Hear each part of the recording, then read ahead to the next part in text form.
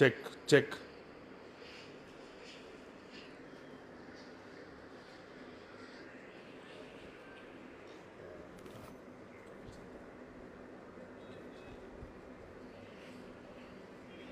Check check.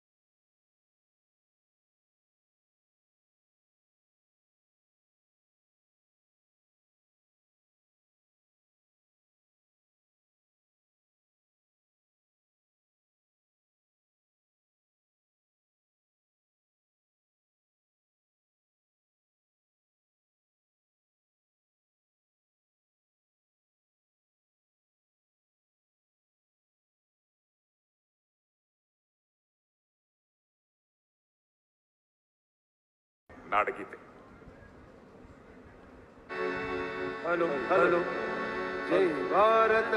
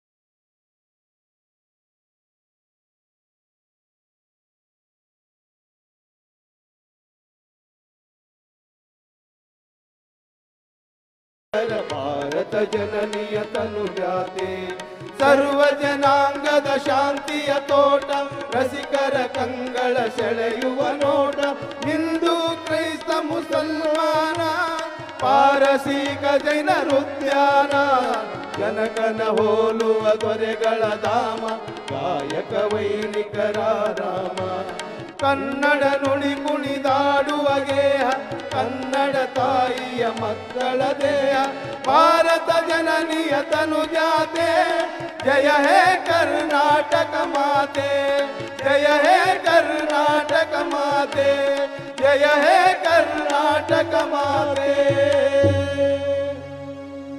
ನಾಡಗೀತೆಗೆ ದನಿಯಾಗುವ ಮುಖೇನ ಸುಂದರ ಸಮಾರಂಭಕ್ಕೆ ಶುಭ ಮುನ್ನುಡಿಯನ್ನು ಬರೆದಂತಹ ಶ್ರೀ ಅಣ್ಣಾರಾವ್ ಶೆಳ್ಳಗಿ ಮತ್ತು ತಂಡಕ್ಕೆ ಧನ್ಯವಾದಗಳು. ಬಂಧುಗಳೇ, ಅಪಾರ ಸಂಖ್ಯೆಯಲ್ಲಿ ತಾವೆಲ್ಲರೂ ಸಹ ಈ ಕಾರ್ಯಕ್ರಮದ ಯಶಸ್ಸಿಗೆ ಆಗಮಿಸಿದ್ದೀರಿ. ಕಾರ್ಯಕ್ರಮದ ಆರಂಭದಲ್ಲಿ ಕಲ್ಯಾಣ ಕರ್ನಾಟಕ ಪ್ರದೇಶ ಅಭಿವೃದ್ಧಿ ಮಂಡಳಿ ಕಲಬುರಗಿ ಹಾಗೂ ಜೇವರ್ಗಿ ವಿಧಾನಸಭಾ ಕ್ಷೇತ್ರದ ಜನಪ್ರಿಯ ಶಾಸಕರು ಮಾನ್ಯ ಅಧ್ಯಕ್ಷರು ಕಲ್ಯಾಣ ಕರ್ನಾಟಕ ಪ್ರದೇಶ ಅಭಿವೃದ್ಧಿ ಮಂಡಳಿ ಕಲಬುರಗಿ ಡಾಕ್ಟರ್ ಅಜಯ್ ಧರಮ್ ಸಿಂಗ್ ಅವರು ಸ್ವಾಗತದೊಂದಿಗೆ ಪ್ರಾಸ್ತಾವಿಕವಾಗಿ ಮಾತಾಡಬೇಕಾಗಿ ವಿನಂತಿ. ಬಂಧುಗಳೇ, ಜೋರಾದ ಕರತಾಡದೊಂದಿಗೆ ನಾವೆಲ್ಲರೂ ಸ್ವಾಗತಿಸೋಣ ಡಾಕ್ಟರ್ ಅಜಯ್ ಧರಮ್ ಸಿಂಗ್.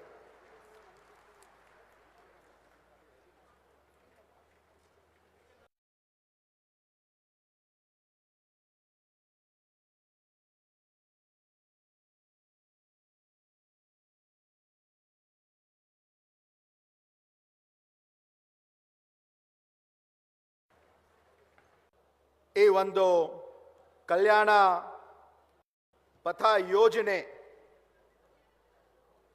ಇದರ ಒಂದು ಪ್ರಾರಂಭೋತ್ಸವದ ಸಮಾರಂಭದಲ್ಲಿ ಘನ ಉಪಸ್ಥಿತಿ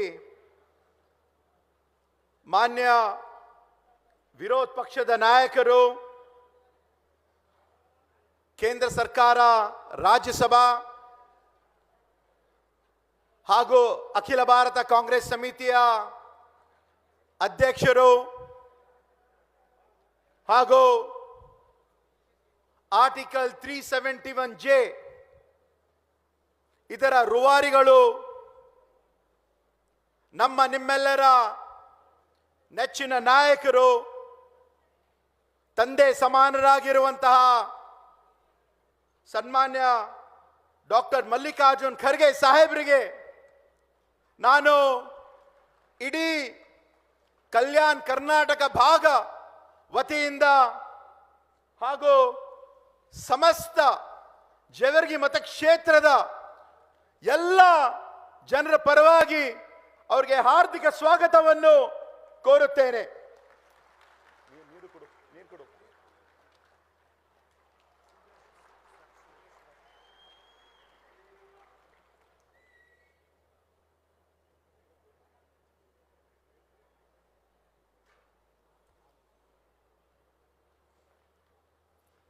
ಈ ಒಂದು ಸಮಾರಂಭದಲ್ಲಿ ಉದ್ಘಾಟಕರಾಗಿ ಮಾನ್ಯ ಮುಖ್ಯಮಂತ್ರಿ ಅವರು ಬರಬೇಕಾಗಿತ್ತು. ಆದರೆ ಅನಿವಾರ್ಯ ಕಾರಣಗಳಿಂದ, ತಮ್ಮೆಲ್ಲರೂ ಕೂಡ ಗೊತ್ತಿದೆ,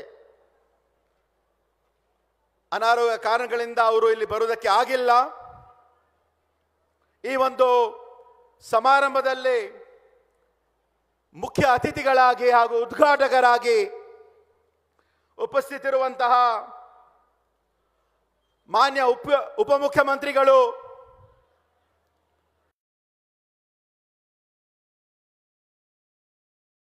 ಜಲಸಂಪನ್ಮೂಲ ಹಾಗೂ ನೀರಾವರಿ ಸಚಿವರು, ಕರ್ನಾಟಕ ಪ್ರದೇಶ ಕಾಂಗ್ರೆಸ್ ಸಮಿತಿಯ ಅಧ್ಯಕ್ಷರು, ಬಹುಶಃ ಇಡೀ ದೇಶದಲ್ಲಿ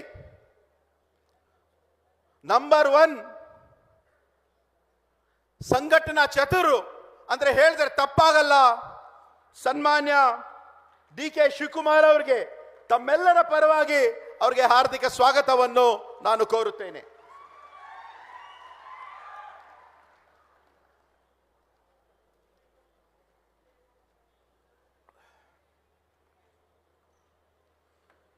ಈ ಒಂದು ಸಮಾರಂಭದಲ್ಲಿ ಉಪಸ್ಥಿತರಿರುವಂತಹ ಮುಖ್ಯ ಅತಿಥಿಗಳಾಗಿ ಬಂದಿರುವಂತಹ ಮಾನ್ಯ ಗ್ರಾಮೀಣ ಅಭಿವೃದ್ಧಿ ಮತ್ತು ಪಂಚಾಯತ್ ರಾಜ್ ಸಚಿವರು, ಮಾಹಿತಿ ತಂತ್ರಜ್ಞಾನ ಮತ್ತು ಜೈವಿಕ ತಂತ್ರಜ್ಞಾನ ಸಚಿವರು ಹಾಗೂ ಕಲಬುರಗಿ ಜಿಲ್ಲಾ ಉಸ್ತುವಾರಿ ಸಚಿವರು, ಕರ್ನಾಟಕ ಸರ್ಕಾರ ಆತ್ಮೀಯರಾಗಿರುವಂತಹ ಸನ್ಮಾನ್ಯ ಪ್ರಿಯಾಂಕ್ ಖರ್ಗೆ ಅವರಿಗೆ ನಾನು ಸ್ವಾಗತವನ್ನು ಕೋರುತ್ತೇನೆ.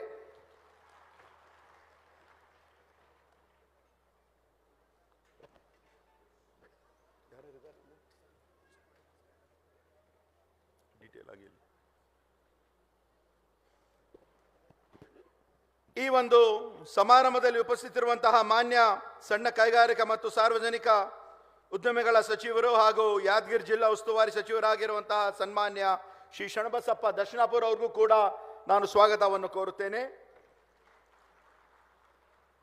ಮಾನ್ಯ ವೈದ್ಯಕೀಯ ಶಿಕ್ಷಣ ಹಾಗೂ ಕೌಶಲ್ಯ ಅಭಿವೃದ್ಧಿ, ಉದ್ಯಮಶೀಲತೆ ಮತ್ತು ಜೀವನೋಪಾಯ ಇಲಾಖೆಯ ಸಚಿವರು, ರಾಯಚೂರು ಜಿಲ್ಲಾ ಉಸ್ತುವಾರಿ ಸಚಿವರಾಗಿರುವಂತಹ ಡಾಕ್ಟರ್ ಶರಣ್ ಪ್ರಕಾಶ್ ಪಾಟೀಲ್ ಅವ್ರಿಗೂ ಕೂಡ ನಾನು ಸ್ವಾಗತವನ್ನು ಕೋರುತ್ತೇನೆ. ಹಾಗೂ ಈ ಒಂದು ಸಮಾರಂಭದಲ್ಲಿ ಉಪಸ್ಥಿತರಿರುವಂತಹ ಮಾನ್ಯ ಪೌರಾಡಳಿತ ಮತ್ತು ಹಜ್ ಸಚಿವರಾಗಿರುವಂತಹ ಕರ್ನಾಟಕ ಸರ್ಕಾರ ರಹೀಂ ಖಾನ್ ಅವ್ರಿಗೂ ಕೂಡ ಸ್ವಾಗತವನ್ನು ಕೋರುತ್ತೇನೆ. ಈ ಒಂದು ಭಾಗದ ಮಾನ್ಯ ಸಂಸದರಾಗಿರುವಂತಹ ಲೋಕಸಭಾ ಸದಸ್ಯರುಗಳಾಗಿರುವಂತಹ ಶ್ರೀ ರಾಧಾಕೃಷ್ಣ ದೊಡ್ಡಮನಿ ಅವ್ರಿಗೂ ಕೂಡ ನಾನು ಸ್ವಾಗತವನ್ನು ಕೋರುತ್ತೇನೆ. ಮಾನ್ಯ ಸಂಸದರು ಲೋಕಸಭಾ ಬೀದರ್ ಶ್ರೀ ಸಾಗರ್ ಈಶ್ವರ್ ಖಂಡ್ರೆ ಅವ್ರಿಗೂ ಕೂಡ ನಾನು ಸ್ವಾಗತವನ್ನು ಕೋರುತ್ತೇನೆ. ಮಾನ್ಯ ಉಪಾಧ್ಯಕ್ಷರು ಕರ್ನಾಟಕ ರಾಜ್ಯ ನೀತಿ ಮತ್ತು ಯೋಜನಾ ಆಯೋಗ ಹಾಗೂ ಶಾಸಕರು ವಿಧಾನಸಭಾ ಆಳಂದ್ ಶ್ರೀ BR ಪಾಟೀಲ್ ಅವ್ರಿಗೂ ಕೂಡ ನಾನು ಸ್ವಾಗತವನ್ನು ಕೋರುತ್ತೇನೆ. ಮಾನ್ಯ ಅಧ್ಯಕ್ಷರು ಕಲ್ಯಾಣ ಕರ್ನಾಟಕ ಸಾರಿಗೆ ನಿಗಮ ಕಲಬುರಗಿ ಹಾಗೂ ಶಾಸಕರು ವಿಧಾನಸಭಾ ಅಫ್ಜಲ್ಪುರ್ ಅವ್ರಿಗೂ ಕೂಡ MY ಪಾಟೀಲ್ ಅವ್ರಿಗೂ ಕೂಡ ನಾನು ಸ್ವಾಗತವನ್ನು ಕೋರುತ್ತೇನೆ.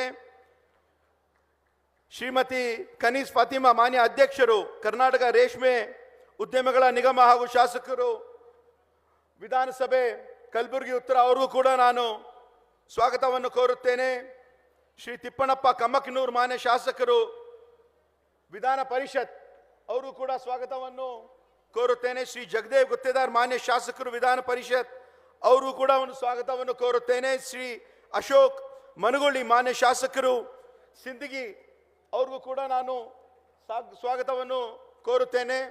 ಹಾಗೂ ವೇದಿಕೆ ಮೇಲೆ ಆಸೀನರಾಗಿರುವಂತಹ ನಮ್ಮ ಕರ್ನಾಟಕ ಪ್ರದೇಶ ಕಾಂಗ್ರೆಸ್ ಸಮಿತಿಯ ವರ್ಕಿಂಗ್ ಪ್ರೆಸಿಡೆಂಟ್ ಹಾಗೂ ಶಾಸಕರುಗಳಾಗಿರುವಂತಹ ವಸಂತ್ ಕುಮಾರ್ ಅವ್ರಿಗೂ ಕೂಡ ನಾನು ಸ್ವಾಗತವನ್ನು ಕೋರುತ್ತೇನೆ. ಹಾಗೂ ಸುರ್ಪುರ್ ಶಾಸಕರುಗಳಾಗಿರುವಂತಹ ವೇಣುಗೋಪಾಲ್ ನಾಯಕ್ ಅವ್ರಿಗೂ ಕೂಡ ನಾನು ಸ್ವಾಗತವನ್ನು ಕೋರುತ್ತೇನೆ. ಹಾಗೂ ವಿಧಾನ ಮೇಲ್ಮನೆಯಲ್ಲಿ ಶಾಸಕರಾಗಿರುವಂತಹ MG ಮೂಳೆ ಅವ್ರಿಗೂ ಕೂಡ ನಾನು ಸ್ವಾಗತವನ್ನು ಕೋರುತ್ತೇನೆ. ಹಾಗೂ ಲತಾ ಮಲ್ಲಿಕಾರ್ಜುನ್ ಅವರು ಶಾಸಕರು ಅವ್ರಿಗೂ ಕೂಡ ನಾನು ಸ್ವಾಗತವನ್ನು ಕೋರುತ್ತೇನೆ. ಶರಣು ಸಲ್ಗಾರ್ ಬಸವ ಕಲ್ಯಾಣ್ ಶಾಸಕರು ಅವ್ರಿಗೂ ಕೂಡ ನಾನು ಸ್ವಾಗತವನ್ನು ಕೋರುತ್ತೇನೆ. ಮೇಲ್ಮನೆಯಲ್ಲಿ ಇರ್ತಕ್ಕಂಥ ಶಾಸಕರುಗಳಾಗಿರುವಂತಹ ಭೀಮು ಪಾಟೀಲ್ ಅವರು ಕೂಡ ನಾನು ಸ್ವಾಗತವನ್ನು ಕೋರುತ್ತೇನೆ. ಯಾದಗಿರ್ ಜಿಲ್ಲೆಯ ಶಾಸಕರು ಆಗಿರುವಂತಹ ಚೆನ್ನಾರೆಡ್ಡಿ ತುನ್ನೂರ್ ಅವರು ಕೂಡ ನಾನು ಸ್ವಾಗತವನ್ನು ಕೋರುತ್ತೇನೆ. ಅದೇ ರೀತಿಯಿಂದ ಈ ಒಂದು ಸಮಾರಂಭದಲ್ಲಿ ಉಪಸ್ಥಿತರಿರುವಂತಹ ಸನ್ಮಾನ್ಯ ಅಂಜುಮ್ ಪರ್ವೇಜ್ ಅವರು ಕೂಡ ಇಲ್ಲಿ ಬಂದಿದ್ದಾರೆ, ಅವರು ಕೂಡ ಸ್ವಾಗತವನ್ನು ಕೋರುತ್ತೇನೆ. ಜಿಲ್ಲಾಧಿಕಾರಿಗಳು ಕೂಡ ನಾನು ಸ್ವಾಗತವನ್ನು ಕೋರುತ್ತೇನೆ. ನಮ್ಮ ಕಲ್ಯಾಣ ಕರ್ನಾಟಕ ಅಭಿವೃದ್ಧಿ ಮಂಡಳಿಯ ಕಾರ್ಯದರ್ಶಿಗಳಾಗಿರುವಂತಹ ಸುಂದರೇಶ್ ಬಾಬು ಅವರಿಗೂ ಕೂಡ ನಾನು ಸ್ವಾಗತವನ್ನು ಕೋರುತ್ತೇನೆ. ಹಾಗೂ ಸಮಯ ಒಂದು ಅಭಾವದಿಂದ ವೇದಿಕೆ ಮೇಲೆ ಆಸೀನರಾಗಿರುವಂತಹ ಎಲ್ಲ ಅತಿಥಿಗಳಿಗೆ, ಗಣ್ಯರಿಗೆ, ವೇದಿಕೆ ಮುಂದೆ ಇರ್ತಕ್ಕಂಥ ಎಲ್ಲ ಹಿರಿಯರಿಗೆ ಹಾಗೂ ನಮ್ಮ ಕ್ಷೇತ್ರದವರೇ ಆಗಿರುವಂತಹ, ನಮ್ಮ ಊರದವರೇ ಆಗಿರುವಂತಹ, ನಮ್ಮ ಕಲಬುರಗಿ ದಕ್ಷಿಣ ಕ್ಷೇತ್ರದ ಆತ್ಮೀಯರಾಗಿರುವಂತಹ ಶ್ರೀ ಅಲ್ಲಂ ಪ್ರಭು ಪಾಟೀಲ್ ಅವ್ರಿಗೂ ಕೂಡ ತಮ್ಮೆಲ್ಲರ ಪರವಾಗಿ ಅವರಿಗೆ ಸ್ವಾಗತವನ್ನು ಕೋರುತ್ತೇನೆ. ಯಾರಾದ್ರೂ ಮಿಸ್ ಆಗಿದಾರಾ? ಯಾರಾದ್ರೆ ವೇದಿಕೆ ಮೇಲೆ ಇದಾದ್ರೆ ಅನ್ಯತೆ ಭಾವಿಸ್ಕೊಡ್ದು. ಸಮಯದ ಒಂದು ಅಭಾವ, ಈಗಾಗಲೇ 2 ಗಂಟೆ ಆಗಿದೆ. ಹಾಗೂ ಇಲ್ಲಿ ಬಂದಿರುವಂತಹ ಮಾಧ್ಯಮದ ಮಿತ್ರರು, ಬೇರೆ ಬೇರೆ ತಾಲೂಕಿಂದ ಬಂದಿರುವಂತಹ ಬೇರೆ ಬೇರೆ ಜಿಲ್ಲೆಗಳಿಂದ ಬಂದಿರುವಂತಹ ಎಲ್ಲ ಮುಖಂಡರು, ಮಾಧ್ಯಮದ ಮಿತ್ರರು, ಹಿರಿಯರು, ಎಲ್ಲ ತಾಯಿಯಂದಿರಿಗೆ, ಅಕ್ಕ ತಂಗಿಯರಿಗೆ, ಹಿರಿಯರಿಗೆ, ಯುವಕ ಮಿತ್ರರಿಗೆ ತಮ್ಮೆಲ್ಲರಿಗೂ ಕೂಡ ನಾನು ಹಾರ್ದಿಕ ಸ್ವಾಗತವನ್ನು ಕೋರುತ್ತೇನೆ.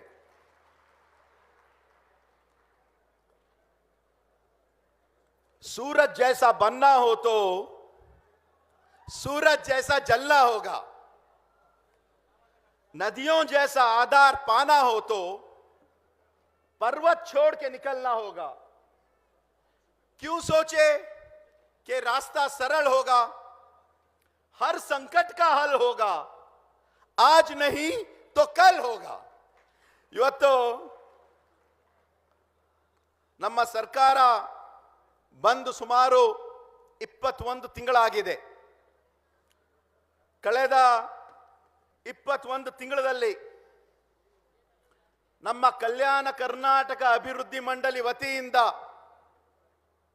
ಈ ಒಂದು ಭಾಗದ ಅಭಿವೃದ್ಧಿಗಾಗಿ ನಮ್ಮ ಸರ್ಕಾರ ನುಡಿದಂತೆ ನಡೆದಿರುವಂತಹ ನಮ್ಮ ಸರ್ಕಾರ ಸುಮಾರು 13,000 ಕೋಟಿ ಅನುದಾನವನ್ನು ನೀಡಿದೆ. 2023-24ರಲ್ಲಿ ಸುಮಾರು 3,000 ಕೋಟಿ ಅನುದಾನ, 2024-25ರಲ್ಲಿ ಮೊಟ್ಟ ಮೊದಲ ಬಾರಿಗೆ ಹಿಂದಿನ ವರ್ಷ ಫೆಬ್ರವರಿ 16ನೇ ತಾರೀಕು ನಡೆದಿರುವಂತಹ ಒಂದು ಆಯವ್ಯಯದಲ್ಲಿ 5,000 ಕೋಟಿ ಅನುದಾನ. ನಿನ್ನೆ ಒಂದು ನಮ್ಮ ಕರ್ನಾಟಕ ರಾಜ್ಯ ಸರ್ಕಾರದ ಆಯವ್ಯಯದಲ್ಲಿ ಸುಮಾರು 5,000 ಅನುದಾನವನ್ನು ಘೋಷಣೆ ಮಾಡಿದ್ದಾರೆ. ಸುಮಾರು 13,000 ಕೋಟಿ. ಇದು ಕೇವಲ ಕಲ್ಯಾಣ ಕರ್ನಾಟಕ ಅಭಿವೃದ್ಧಿ ಮಂಡಳಿಗೆ ಅಷ್ಟೇ. ಇದಲ್ಲದೆ ವಿವಿಧ ಎಲ್ಲ ಡಿಪಾರ್ಟ್ಮೆಂಟ್ಗಳಿಂದ, ಇಲಾಖೆಗಳಿಂದ ಕನಿಷ್ಠ ಒಂದು 20,000 ಕೋಟಿ ಅನುದಾನ ನಮ್ಮ ಸರ್ಕಾರ ವತಿಯಿಂದ ಈ ಒಂದು ಭಾಗದ ಅಭಿವೃದ್ಧಿಗಾಗಿ ನೀಡಿದ್ದಾರೆ. ಇದೆಂದೂ ಕೂಡ ನಾವು ಮರಿಕೂಡ್ದು ಅಂತ ಇವತ್ತಿನ ದಿವಸ ನಾನು ಹೇಳಲು ಇಷ್ಟಪಡುತ್ತೇನೆ. ನಿನ್ನೆ ಒಂದು ಐತಿಹಾಸಿಕ ಬಜೆಟ್ ಸನ್ಮಾನ್ಯ ಮುಖ್ಯಮಂತ್ರಿಗಳಾಗಿರುವ ಸನ್ಮಾನ್ಯ ಸಿದ್ದರಾಮಯ್ಯ ಅವರವರ 16ನೇ ಒಂದು ಬಜೆಟ್ ಸುಮಾರು 4,09,000 ಕೋಟಿ 549 ಕೋಟಿ ಇರ್ತಕ್ಕಂಥ ಒಂದು ಬಜೆಟ್ ಅನ್ನು ಮಂಡಿಸಿದ್ದಾರೆ.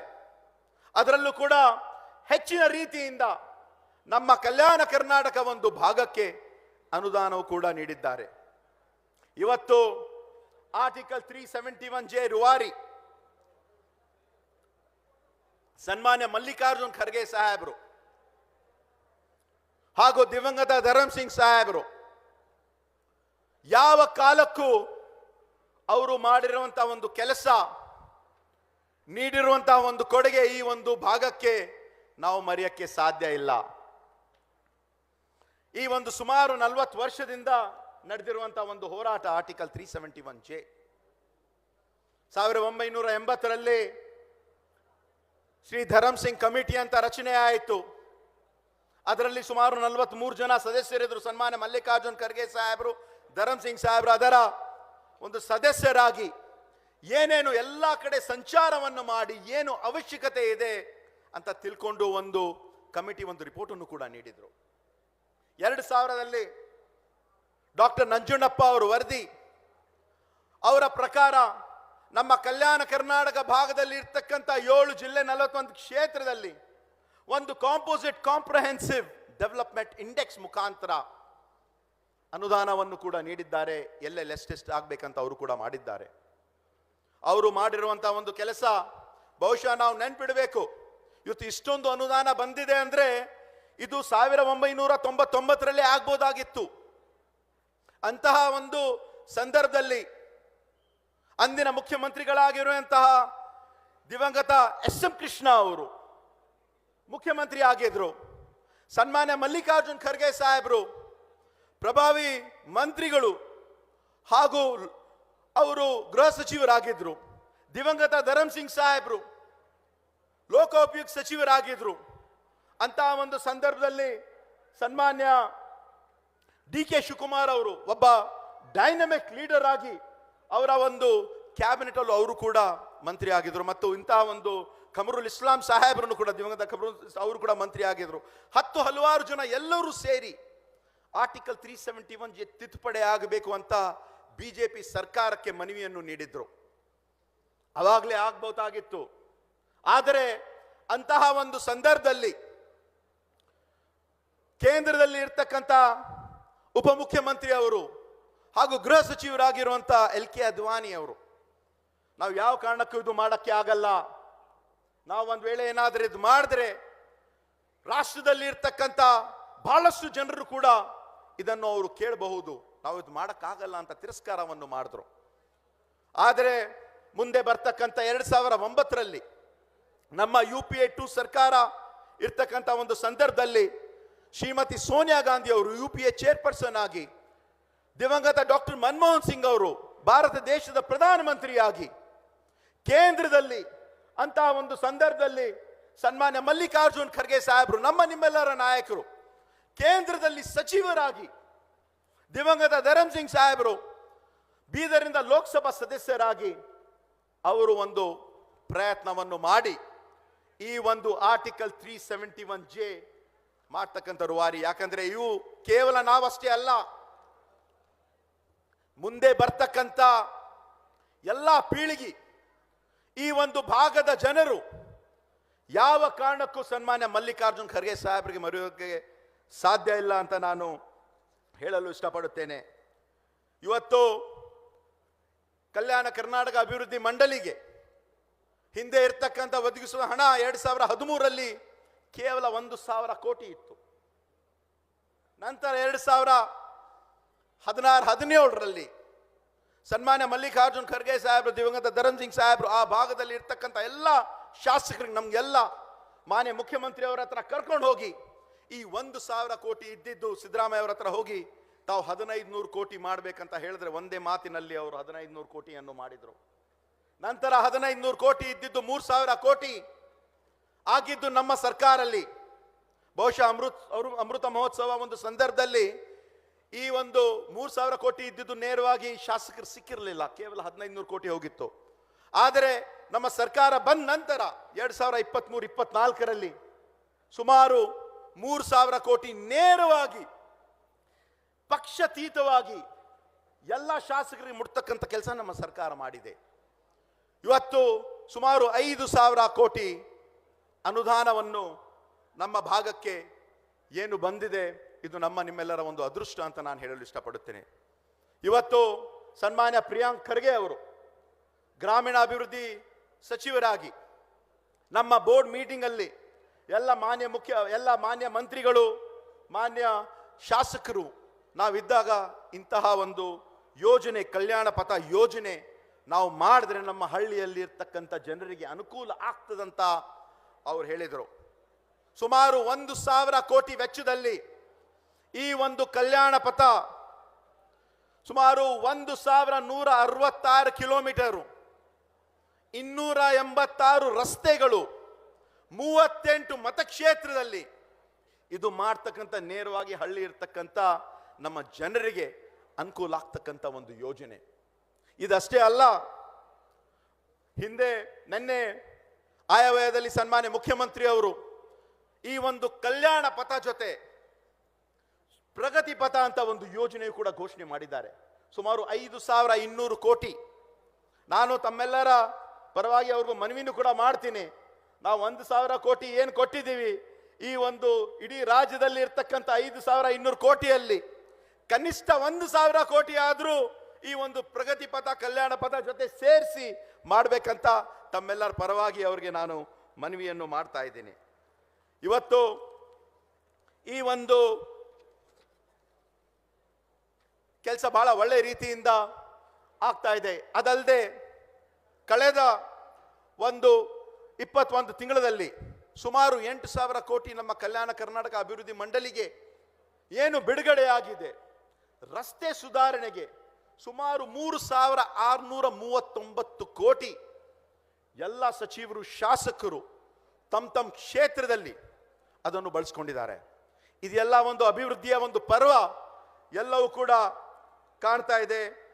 ಈ ನಮ್ಮ ಕಲ್ಯಾಣ ಕರ್ನಾಟಕ ಅಭಿವೃದ್ಧಿ ಮಂಡಳಿ ವತಿಯಿಂದ ಮತ್ತು ಗ್ರಾಮೀಣ ಅಭಿವೃದ್ಧಿ ಮತ್ತು ಪಂಚಾಯತ್ ರಾಜ್ ಇಲಾಖೆ ಅಂತ ಹಲವಾರು ಕೆಲಸ ಕಾರ್ಯಗಳನ್ನು ನಡೀತಾ ಇದೆ. ಆದರೆ ಕೇವಲ ರಸ್ತೆ ಮೂಲಸೌಕರ್ಯಕ್ಕಷ್ಟೇ ಅಲ್ಲ, ಈ ಒಂದು ಭಾಗದಲ್ಲಿರ್ತಕ್ಕಂಥ ನಾವೆಲ್ಲರೂ ಇವತ್ತು ಡಾಕ್ಟರ್ ಶರಣ್ ಪ್ರಕಾಶ್ ಪಾಟೀಲ್ ಅವರು, ಸನ್ಮಾನ್ಯ ದರ್ಶನಾಪುರ್ ಅವರು, ಪ್ರಿಯಾಂಕ್ ಖರ್ಗೆ ಅವರು, ಈ ಒಂದು ಭಾಗದಲ್ಲಿ ರಹೀಂ ಖಾನ್ ಅವರು, ಮತ್ತೆ ಈ ಒಂದು ಭಾಗದಲ್ಲಿರ್ತಕ್ಕಂಥ ಶಾಸಕರು, ನಾವೆಲ್ಲರೂ ಸೇರಿ ಒಂದು ಸರ್ವಾಂಗೀಣ ಅಭಿವೃದ್ಧಿ ಆಗಬೇಕು ಅಂತ ಅಕ್ಷರಾವಿಷ್ಕಾರ ಯೋಜನೆ ಅಡಿಯಲ್ಲಿ, ಯಾಕಂದ್ರೆ ಡಾಕ್ಟರ್ ನಂಜುಂಡಪ್ಪ ಅವರ ವರದಿ ಪ್ರಕಾರ ನಮ್ಮ ಭಾಗದಲ್ಲಿ ಅಭಿವೃದ್ಧಿ ಆಗಬೇಕಂದ್ರೆ ಶಿಕ್ಷಣ ಮತ್ತೆ ಆರೋಗ್ಯಕ್ಕೆ ಹೆಚ್ಚಿನ ಒಂದು ಅನುದಾನ ನೀಡಬೇಕು ಅಂತ ಹೇಳಿದ್ದಾರೆ. ಆ ಒಂದು ಕಾರಣಕ್ಕಾಗಿ ಅಕ್ಷರಾವಿಷ್ಕಾರ ಯೋಜನೆ ಅಡಿಯಲ್ಲಿ ಸುಮಾರು ಒಂದು 100 ಶಾಲೆಗಳು 4 ಕೋಟಿ ವೆಚ್ಚದಲ್ಲಿ ಅದನ್ನು ಕೂಡ ನಿರ್ಮಾಣ ಮುಂದೆ ಬರ್ತಕ್ಕಂಥ ದಿನಗಳಲ್ಲಿ ಆಗ್ತಾ ಇದೆ. ಆರೋಗ್ಯ ಆವಿಷ್ಕಾರ ಯೋಜನೆ ಅಡಿಯಲ್ಲಿ ನಿನ್ನೆ ಇವು ಕೂಡ ಘೋಷಣೆ ಆಗಿದೆ. ಸುಮಾರು 873 ಕೋಟಿ ವೆಚ್ಚದಲ್ಲಿ ಆ ಒಂದು ಆರೋಗ್ಯ ಇಲಾಖೆ ಮತ್ತು ಕಲ್ಯಾಣ ಕರ್ನಾಟಕ ಅಭಿವೃದ್ಧಿ ಮಂಡಳಿಯಲ್ಲಿ ಆಗ್ತಾ ಇದೆ. ಉದ್ಯೋಗ ಆವಿಷ್ಕಾರ ಯೋಜನೆ ಅಡಿಯಲ್ಲಿ ಸುಮಾರು 50,000 ಮಕ್ಕಳಿಗೆ ಕಲಿಕೆ ಜೊತೆ ಕೌಶಲ್ಯದ ಅವರು ಕೂಡ ಅನುಕೂಲ ನಾವು ಮಾಡಿಕೊಡ್ತಾ ಇದ್ದೀವಿ. ಅಲ್ಪಸಂಖ್ಯಾತರ ಒಂದು ಅಭಿವೃದ್ಧಿಗಾಗಿ ಸುಮಾರು ಒಂದ್ 2 ನಿಮಿಷದಲ್ಲಿ ಮುಗಿಸ್ತೀನಿ. ಒಂದು ಅಲ್ಪಸಂಖ್ಯಾತರ ಅಭಿವೃದ್ಧಿ, ಹಿಂದುಳಿದ ವರ್ಗದ ಅಲ್ಪಸಂಖ್ಯಾತ ಅಭಿವೃದ್ಧಿಯಲ್ಲಿ ಸುಮಾರು 358 ಕೋಟಿ, ಹಿಂದುಳಿದ ವರ್ಗದ ಅಭಿವೃದ್ಧಿಗಾಗಿ ಸುಮಾರು 156 ಕೋಟಿ. ಪ್ರಜಾಸೌಧ ಅದು ಹೇಳಲೇಬೇಕಾಗ್ತದೆ. ಪ್ರಜಾಸೌಧ ಮೊಟ್ಟ ಮೊದಲ ಬಾರಿಗೆ ಸನ್ಮಾನ್ಯ ಮಲ್ಲಿಕಾರ್ಜುನ್ ಖರ್ಗೆ ಸಾಹೇಬ್ರು ನಮಗೆಲ್ಲ ಕರೆಸಿ ಹೇಳಿದ್ರು. ಅವರು 2017ರಲ್ಲಿ ಸುಮಾರು 18 ಹೊಸ ತಾಲೂಕುಗಳು ನಮ್ಗೇನಾಗಿದೆ. ಇವತ್ತು ನಾವು ಪಕ್ಷಾತೀತವಾಗಿ ಕಾಂಗ್ರೆಸ್, ಬಿಜೆಪಿ, JDS ಎಲ್ಲೆಲ್ಲಿ ಹೊಸ ತಾಲೂಕುಗಳಾಗಿದೆ. ಪ್ರಜಾಸೌಧ ಅದು ಹೇಳ್ತಕ್ಕಂಥ ಮಾತು ಸನ್ಮಾನ್ಯ ಮಲ್ಲಿಕಾರ್ಜುನ್ ಖರ್ಗೆ ಸಾಹೇಬ್ರು ಈಗಲೂ ಕೂಡ ನಂಗೆ ನೆನಪಿದೆ. ನಾವು ಅನುದಾನ ಈ ಒಂದು ಕಂದಾಯ ಇಲಾಖೆ ವತಿಯಿಂದ ತಗೊಂಡು ಮತ್ತೆ ನಮ್ಮ KKRDB ವತಿಯಿಂದ ತಗೊಳ್ತಕ್ಕಂಥ ಒಂದು ಕೆಲಸವನ್ನು ಮಾಡಿದ್ದಾರೆ. ನಾನು ಹೆಚ್ಚು ಸಮಯ ತಗೊಳ್ಳಲ್ಲ, ಹಲವಾರು ಏನು ವಿಷಯಗಳು ಮಾತಾಡಬೇಕಾಗಿತ್ತೆ. ಆದರೆ ಕೊನೆಯದಾಗಿ ಒಂದು 5 ನಿಮಿಷದಲ್ಲಿ ನಮ್ಮ ಸರ್ಕಾರ ನಮ್ಮ ಈ ಒಂದು ಭಾಗಕ್ಕೆ ನೀಡಿರುವಂತಹ ಒಂದು ಅನುದಾನ ಬಗ್ಗೆ ಹೇಳಿ ನಾನು ನಮ್ಮ ಮಾತನ್ನು ಮುಗಿಸುತ್ತೇನೆ. ಈ ನಮ್ಮ ಸರ್ಕಾರ ಬಂದ ನಂತರ ನಮ್ಮ ಜೇವರ್ಗಿ ಮತಕ್ಷೇತ್ರದಲ್ಲಿ ಒಂದು ಅಭಿವೃದ್ಧಿಯ ಪರ್ವ ಆಗ್ತಾ ಇದೆ. ಮುಂದೆ ಬರ್ತಕ್ಕಂಥ ಒಂದು ವರ್ಷದಲ್ಲಿ ತಮ್ಗೆಲ್ಲರೂ ಕೂಡ ಕಾಣ್ತಾ ಇದೆ. ಯಾಕಂದ್ರೆ ಸುಮಾರು ಒಂದು ಬಹುಗ್ರಾಮ ಕುಡಿಯುವ ನೀರ ಒಂದು ಯೋಜನೆ 365 ಕೋಟಿ ವೆಚ್ಚದಲ್ಲಿ ಇರ್ತಕ್ಕಂಥ ಸನ್ಮಾನ್ಯ ಪ್ರಿಯಾಂಕ್ ಖರ್ಗೆ ಅವರು, ನಾವು ಎಲ್ಲರೂ ಸೇರಿ ಮಾಡ್ತಕ್ಕಂಥ 120 ಹಳ್ಳಿಗೆ ಏನೇನು ನೀರಿನ ಸಮಸ್ಯೆ ಇತ್ತು ಮುಂದೆ ಬರ್ತಕ್ಕಂಥ ಒಂದು ವರ್ಷದಲ್ಲಿ ಅದೆಲ್ಲ ಕೂಡ ಬಗೆಹರ್ತದೆ. ಹರ್ವಾಡ್ ಬ್ರಿಡ್ಜ್ ಕಮ್ ಬ್ಯಾರೇಜ್ ಕೆರೆ ತುಂಬ ಯೋಜನೆ ಬಹಳಷ್ಟು ಅವಶ್ಯಕತೆ ಇತ್ತು. ನಮ್ಮ ಸರ್ಕಾರ 130 ಕೋಟಿ ವೆಚ್ಚದಲ್ಲಿ ಅದನ್ನು ಕೂಡ ನೀಡಿದ್ದಾರೆ. ಆ ಒಂದು ಕೆಲಸವೂ ಕೂಡ ಪ್ರಾರಂಭ ಆಗ್ತದೆ. ಅಕ್ಷರಾವಿಷ್ಕಾರ ಯೋಜನೆ ಅಡಿಯಲ್ಲಿ ಸುಮಾರು 7 ಕಡೆ ಗ್ರಾಮ ಪಂಚಾಯತಿಯಲ್ಲಿ 5 ಕೋಟಿ ವೆಚ್ಚದಲ್ಲಿ ಹಳ್ಳಿಯಲ್ಲಿ ಇರ್ತಕ್ಕಂಥ ಪಟ್ಟಣದಲ್ಲಿ ತಾವು ಏನು ನೋಡ್ತೀರಾ ಆ ಒಂದು ಕೆಲಸವೂ ಕೂಡ ಶೀಘ್ರವೇ ಪ್ರಾರಂಭ ಆಗ್ತದೆ. ಮಲ್ಲಾಬಾದಿ ಲಿಫ್ಟ್ ಇರಿಗೇಷನ್ ತಾವೆಲ್ಲರೂ ಕೂಡ ಕಾಯ್ತಾ ಇದ್ದೀರಿ. ಇವತ್ತು ನೀರಾವರಿ ಸಚಿವರು ಅವರು ಕೂಡ ಹೇಳಿದ್ದಾರೆ, ಅವರು ಮನಸ್ಪೂರ್ವಕವಾಗಿ ಮೊನ್ನೆ ನಡೆದಿರುವಂತಹ ಒಂದು ಬೋರ್ಡ್ ಮೀಟಿಂಗ್ ಅಲ್ಲಿ ಜನವರಿ 22ನೇ ತಾರೀಕು ನಡೆದಿರುವಂತಹ ಒಂದು ಬೋರ್ಡ್ ಮೀಟಿಂಗ್ ಸುಮಾರು 350 ಕೋಟಿ ವೆಚ್ಚದಲ್ಲಿ ಅವರು ಕೂಡ ತಮ್ಗೆ ಹೇಳ್ತಾರೆ. ಈ ಒಂದು ರೀತಿಯಿಂದ ಹಲವಾರು ಇವತ್ತು ನರ್ಸಿಂಗ್ ಕಾಲೇಜು ನಮ್ಮ ಭಾಗಕ್ಕೆ ಬಂದಿದೆ. ಸಬ್ ಡಿಸ್ಟ್ರಿಕ್ಟ್ ಹಾಸ್ಪಿಟಲ್ ಆಗ್ತಕ್ಕಂಥ ಒಂದು ಪ್ರಪೋಸಲ್ ಈ ಒಂದು ಜಾಗದಲ್ಲೂ ಕೂಡ ಇದೆ. UGD ಕಾರ್ಯಕ್ರಮಗಳಾಗ್ಲಿ, ಮಿನಿ ವಿಧಾನಸೌಧಗಳಾಗ್ಲಿ, ಈ ಒಂದು ಚಿಗರಳ್ಳಿ ರಸ್ತೆಗಳಾಗ್ಲಿ, ಹಲವಾರು ಕೆಲಸ ಕಾರ್ಯಗಳು ಇನ್ನೇ ಮುಂದೆ ಬರ್ತಕ್ಕಂಥ ದಿನಗಳಲ್ಲಿ ಆಗ್ತಾ ಇದೆ. ಬಂಧುಗಳೇ, ಮಾನ್ಯ ಉಪಮುಖ್ಯಮಂತ್ರಿ ಅವರು ಹಾಗೂ ಸನ್ಮಾನ್ಯ ನಮ್ಮ ಅಖಿಲ ಭಾರತ ಕಾಂಗ್ರೆಸ್ ಸಮಿತಿಯ ಅಧ್ಯಕ್ಷರು ಇವತ್ತು ತಮ್ಮ ಬಹಳ ಬಿಡುವಿರತಕ್ಕಂಥ ಒಂದು ಸಮಯದಲ್ಲೂ ಕೂಡ ಬಂದು ಈ ಒಂದು ಕಾರ್ಯಕ್ರಮದಲ್ಲಿ ಭಾಗವಹಿಸಿದ್ದಾರೆ. ಅಂದ್ರೆ ತಮ್ಮೆಲ್ಲರ ಪರವಾಗಿ ಅವ್ರಿಗೆ ನಾನು ಹಾರ್ದಿಕ ಧನ್ಯವಾದಗಳನ್ನು ಹೇಳುತ್ತಾ ನನ್ನ ಮಾತನ್ನು ಮುಗಿಸುತ್ತೇನೆ. ಜೈ ಹಿಂದ್, ಜೈ ಕರ್ನಾಟಕ, ಜೈ ಕಾಂಗ್ರೆಸ್. ಬಂಧುಗಳೇ, ಕಲ್ಯಾಣ ಕರ್ನಾಟಕ ಪ್ರದೇಶಾಭಿವೃದ್ಧಿ ಮಂಡಳಿ ವತಿಯಿಂದ ಅಕ್ಷರ, ಆರೋಗ್ಯ, ಉದ್ಯೋಗದ ಆವಿಷ್ಕಾರ, ಹಿಂದುಳಿದ ಅಲ್ಪಸಂಖ್ಯಾತರು, ಪರಿಶಿಷ್ಟ ಜಾತಿ ಪರಿಶಿಷ್ಟ ಪಂಗಡದ ಅಭಿವೃದ್ಧಿ, ಪ್ರಜಾಸೌಧ ನಿರ್ಮಾಣ, ಆಂಬ್ಯುಲೆನ್ಸ್ ಸೇವೆಗೆ ಹಲವು 10 ಯೋಜನೆಗಳು ನಿರಂತರವಾಗಿ ಸಾಗ್ತಾ ಇದೆ. ಅತ್ಯಂತ ಅರ್ಥಪೂರ್ಣ ಪ್ರಾಸ್ತಾವಿಕ ಮಾತುಗಳಿಗಾಗಿ ಹಾಗೂ ಪ್ರೀತಿಪೂರ್ವಕ ಸ್ವಾಗತ ಭಾಷಣಕ್ಕಾಗಿ ನಾವೆಲ್ಲರೂ ಸಹ ಜೋರಾದ ಚಪ್ಪಾಳೆಯೊಂದಿಗೆ ಡಾಕ್ಟರ್ ಅಜಯ್ ಧರಮ್ ಸಿಂಗ್ ಅವರಿಗೆ ಧನ್ಯವಾದಗಳನ್ನು ಅರ್ಪಿಸೋಣ. ಹಾಗೆಯೇ ಸಮಸ್ತ ತಂಡದ ಪರವಾಗಿ ನಾನು ಜಿಲ್ಲಾ ಪಂಚಾಯತ್ನ CEO ಆಗಿರ್ತಕ್ಕಂಥ ಭವರ್ ಸಿಂಗ್ ಮೀನಾ ಅವರಿಗೆ ಪುಸ್ತಕವನ್ನು ನೀಡಿ ಅವರಿಗೂ ಸಹ ಕಾರ್ಯಕ್ರಮಕ್ಕೆ ಸ್ವಾಗತವನ್ನು ಕೋರಬೇಕಾಗಿ ವಿನಂತಿ. ಆತ್ಮೀಯರೇ, ಹೂವು ಬಳ್ಳಿಗೆ ದೀಪ, ಹಸಿರು ಬಯಲಿಗೆ ದೀಪ, ಹುಲಿಯ ಕಣ್ಣಿನ ದೀಪ ಕಾಡಿನಲ್ಲಿ, ಗ್ರಹ ತಾರೆಗಳ ದೀಪ ಬಾನಿನಲ್ಲಿ ಎನ್ನುವ ಕವಿವಾಣಿಯ ಹಾಗೆ ಕಲ್ಯಾಣ ಪಥದಲ್ಲಿ ನಮ್ಮನ್ನು ಕರೆದೊಯ್ಯಲು ದಾರಿದೀಪವಾಗಲು ಜ್ಯೋತಿಯೊಂದರ ಅವಶ್ಯಕತೆ ಇದೆ. ಖಂಡಿತವಾಗ್ಲೂ ದೀಪವನ್ನು ಬೆಳಗಿಸೋದ್ರ ಮೂಲಕ ಎಲ್ಲ ಗಣ್ಯರು ದಯಮಾಡಿ ವೇದಿಕೆಯ ಮುಂಭಾಗಕ್ಕೆ ಬಂದು ಇಲ್ಲಿನ ಹೊಸ ಅಧ್ಯಾಯಕ್ಕೆ ಆರಂಭವನ್ನ ನೀಡಬೇಕಾಗಿ ವಿನಂತಿ. 1166 ಕಿಲೋಮೀಟರ್ ರಸ್ತೆಯಲ್ಲಿ Ballari 160 kilometre, Bidar 132 kilometre, Koppal 143 kilometre, Kalaburagi 266 kilometre, Raichur 186 kilometre, Vijayanagara 146 kilometre ಹಾಗೂ ಯಾದಗಿರಿ 133 ಕಿಲೋಮೀಟರ್. ಶುಭಂ ಕರೋತಿ ಕಲ್ಯಾಣಂ ಆರೋಗ್ಯಂ ಧನ ಸಂಪದ. ದೀಪಂ ಜ್ಯೋತಿ ಪರಬ್ರಹ್ಮ ದೀಪಂ ಸರ್ವತಮಾಪಃ. ಬಂಧುಗಳೇ, ಕಲ್ಯಾಣ ಕರ್ನಾಟಕದ ನಡೆ ಅಭಿವೃದ್ಧಿ ಕಡೆ ಜೋರಾದ ಚಪ್ಪಾಳೆ ಇಡೀ ದೇಶಕ್ಕೆ ಕೇಳಿಸ್ಬೇಕು. ನಿಮ್ಮ ಜೋರಾದ ಕರ್ನಾಟಕದ ಚಪ್ಪಾಳೆ ಇಡೀ ದೇಶಕ್ಕೆ ಸಲ್ಲಲಿ. ಇದೇ ರೀತಿ ಅಭಿವೃದ್ಧಿ ಪರ್ವ ನಿರಂತರವಾಗಿ ಕಲ್ಯಾಣ ಕರ್ನಾಟಕದಲ್ಲಿ ನಡೀತಾ ಇರಲಿ ಅನ್ನೋದು ಹಾರೈಕೆ ಎಲ್ಲ ಗಣ್ಯರಿಂದ. ಅಭಿವೃದ್ಧಿಯ ಪಥದೆಡೆಗೆ ಸಾಗುವ ಕಲ್ಯಾಣ ಪಥದ ಪ್ರಾರಂಭೋತ್ಸವ ಉದ್ಘಾಟನೆ ಇದೀಗ ನೆರವೇರಿದೆ.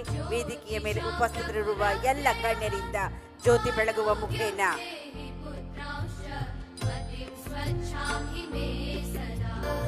ವಿಶೇಷವಾಗಿ ಇಡೀ ದೇಶದ ಗಮನವನ್ನ ಸೆಳೀತಾ ಇದೆ ಕಲ್ಯಾಣ ಕರ್ನಾಟಕ ಪ್ರದೇಶದ ಅಭಿವೃದ್ಧಿಯ ಪರ್ವ. ಈಗಾಗಲೇ ಡಾಕ್ಟರ್ ಅಜಯ್ ಸಿಂಗ್ ತಿಳಿಸಿರೋ ಹಾಗೆ ಆರಂಭ ಆಗಿದೆ.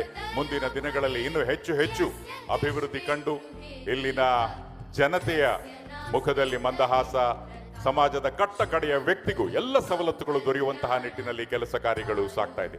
ದೀಪವನ್ನು ಬೆಳಗಿಸಿ ಕಾರ್ಯಕ್ರಮವನ್ನು ಉದ್ಘಾಟನೆ ಮಾಡಿದ ಎಲ್ಲ ಗಣ್ಯರಿಗೆ ಮತ್ತೊಮ್ಮೆ ಧನ್ಯವಾದಗಳು. Thank you very much.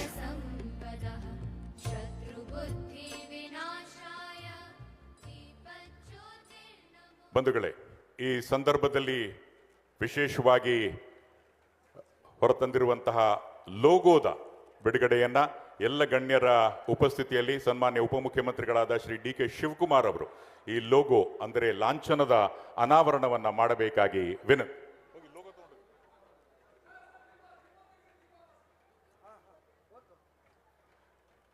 ಮಾಧ್ಯಮ ಸ್ನೇಹಿತರು ಸಹ ಅಪಾರ ಸಂಖ್ಯೆಯಲ್ಲಿ ಆಗಮಿಸಿದ್ದೀರಾ. ನಿಮ್ಮ ಒಂದು ಅವಗಾಹನೆಗೆ ಮನಗಂಡು ದೀಪವನ್ನು ಈಗ ಇಟ್ಕೊಳ್ತೀವಿ, so that you will get good photograph. ಎಲ್ಲ ಮಾಧ್ಯಮ ಸ್ನೇಹಿತರಿಗೂ ಸಹ ಸ್ವಾಗತ, ಸುಸ್ವಾಗತ. ಬಂಧುಗಳೇ, ಲಾಂಛನದ ಮೂಲಕ ನಿಮಗೆ ಈ ಎಲ್ಲ ಅಭಿವೃದ್ಧಿಯ ಕೆಲಸಗಳು ನಮಗೆ ಗೊತ್ತಾಗತ್ತೆ. ಆದ್ರಿಂದ ಪ್ರತಿಯೊಂದು ಕೆಲಸಕ್ಕೂ ಲಾಂಛನ ಬಹಳ ಮುಖ್ಯ. ಇದೀಗ ಲಾಂಛನದ ಬಿಡುಗಡೆ ಮಾನ್ಯ ಉಪಮುಖ್ಯಮಂತ್ರಿಗಳಾದ ಶ್ರೀ DK ಶಿವಕುಮಾರ್ ಹಾಗೂ ಎಲ್ಲ ಗಣ್ಯರು ಇದೀಗ ಲಾಂಛನವನ್ನ ಬಿಡುಗಡೆಗೊಳಿಸಿದ್ದಾರೆ.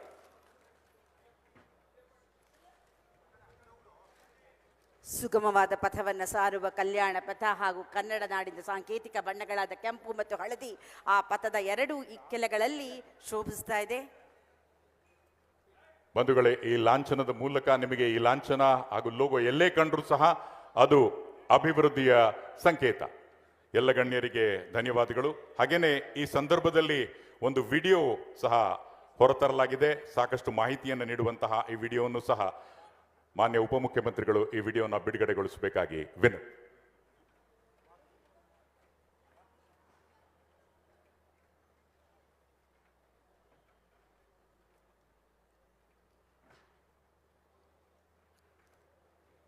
ಕಲ್ಯಾಣ ಕರ್ನಾಟಕದ ಕಲ್ಯಾಣ ಪಥ ಯೋಜನೆಯ ವಿಡಿಯೋ ಇದೀಗ ಅನಾವರಣಗೊಳ್ಳುತ್ತಾ ಇದೆ. ಉತ್ತಮ ಗ್ರಾಮೀಣ ಸನ್ಮಾನ್ಯ ರಸ್ತೆಗಳು ಉಪಮುಖ್ಯಮಂತ್ರಿಗಳಿಂದ ಕಲ್ಯಾಣದ ಸಂಕೇತ.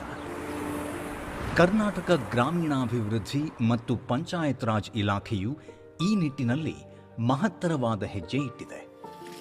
ಗ್ರಾಮೀಣಾಭಿವೃದ್ಧಿ ಯೋಜನೆಗಳ ಅನುಷ್ಠಾನದಲ್ಲಿ ಕರ್ನಾಟಕವು ದೇಶದಲ್ಲಿಯೇ ಮುಂಚೂಣಿ ರಾಜ್ಯವೆಂದು ಕೇಂದ್ರ ಸರ್ಕಾರವು ಪುರಸ್ಕರಿಸಿದೆ. ಪ್ರಸ್ತುತ ರಾಜ್ಯ ಸರ್ಕಾರವು ಗ್ರಾಮೀಣ ಪ್ರದೇಶಗಳಲ್ಲಿ ಆರ್ಥಿಕ ಮತ್ತು ಸಾಮಾಜಿಕ ಪ್ರಗತಿಗೆ ಇನ್ನಷ್ಟು ವೇಗ ನೀಡುವ ನಿಟ್ಟಿನಲ್ಲಿ ಸರ್ವಋತು ರಸ್ತೆಗಳ ನಿರ್ಮಾಣಕ್ಕೆ ಪ್ರಗತಿ ಪಥ ಹಾಗೂ ಕಲ್ಯಾಣ ಪಥ ಎಂಬ 2 ಮಹತ್ವದ ವಿನೂತನ ಯೋಜನೆಗಳನ್ನು ಹಮ್ಮಿಕೊಂಡಿದೆ.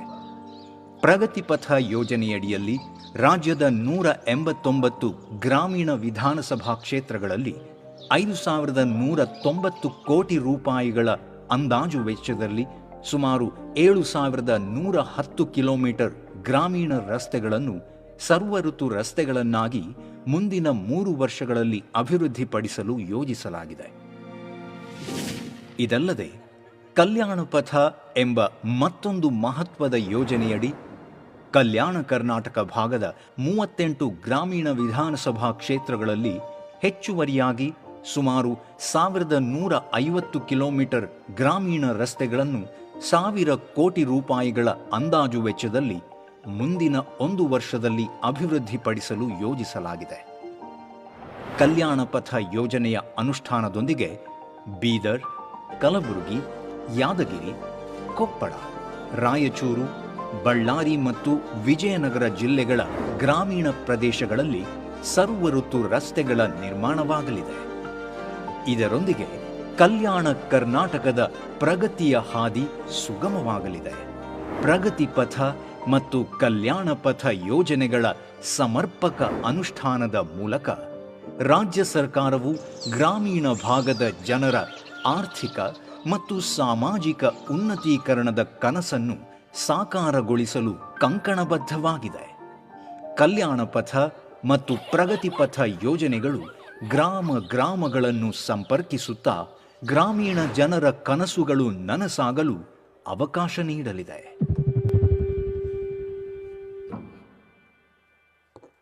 ಬಂಧುಗಳೇ, ಅತ್ಯಂತ ಅರ್ಥಪೂರ್ಣ ವಿಡಿಯೋ ನೋಡಿದ್ವಿ. ಈಗ ಕಲ್ಯಾಣ ಕರ್ನಾಟಕದ ಕಲ್ಯಾಣ ಪಥ ಯೋಜನೆಯ ಡಿಜಿಟಲ್ ಅಡಿಗಲ್ಲು ಅನಾವರಣವನ್ನ ಸನ್ಮಾನ್ಯ ಡಾಕ್ಟರ್ ಮಲ್ಲಿಕಾರ್ಜುನ ಖರ್ಗೆ ಅವರು, ಮಾನ್ಯ ವಿರೋಧ ಪಕ್ಷದ ನಾಯಕರು, ರಾಜ್ಯಸಭೆ ಸದಸ್ಯರು ಹಾಗೂ ಹಿರಿಯ ರಾಜಕೀಯ ಮುತ್ಸದ್ದಿಯವರು ಇದರ ಬಿಡುಗಡೆಯನ್ನ ಅತ್ಯಂತ ಅರ್ಥಪೂರ್ಣವಾಗಿರ್ತಕ್ಕಂಥ ಈ ಕಲ್ಯಾಣ ಕರ್ನಾಟಕದ ಕಲ್ಯಾಣ ಪಥ ಯೋಜನೆಯ ಡಿಜಿಟಲ್ ಅಡಿಗಲ್ಲು ಅನಾವರಣ.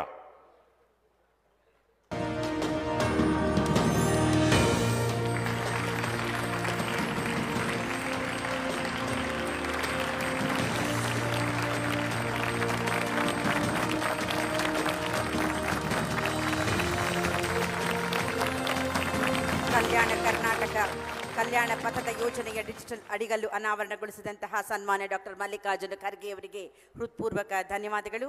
ಬಂಧುಗಳೇ, ನಿಮ್ಗೆಲ್ಲ ಗೊತ್ತಿರೋ ಹಾಗೆ ಕಾರ್ಯಕ್ರಮದ ಆರಂಭದಲ್ಲಿ ನಾವು ಪುಸ್ತಕಗಳನ್ನು ನೋಡಿದ್ವಿ ಗಣ್ಯರಿಗೆ ನೀಡೋದಕ್ಕೆ. ಮಾನ್ಯ ITBT ಸಚಿವರು ಹಾಗೂ ಗ್ರಾಮೀಣಾಭಿವೃದ್ಧಿ ಹಾಗೂ ಪಂಚಾಯತ್ ರಾಜ್ ಸಚಿವರಾದ ಶ್ರೀ ಪ್ರಿಯಾಂಕ್ ಖರ್ಗೆ ಅವರು ಇದು 1,000 ಕೋಟಿಯ ಯೋಜನೆ. ಅಂತೆಯೇ ಈ ಪ್ರದೇಶದಲ್ಲಿರ್ತಕ್ಕಂಥ 1,000 ಲೈಬ್ರರಿಗಳಿಗೆ 1,000 ಪುಸ್ತಕಗಳನ್ನು ನೀಡುವಂತಹ ಒಂದು ಅಭೂತಪೂರ್ವ ಕಾಯಕಕ್ಕೆ ಮುನ್ನುಡಿ ಹಾಕಿದ್ದಾರೆ.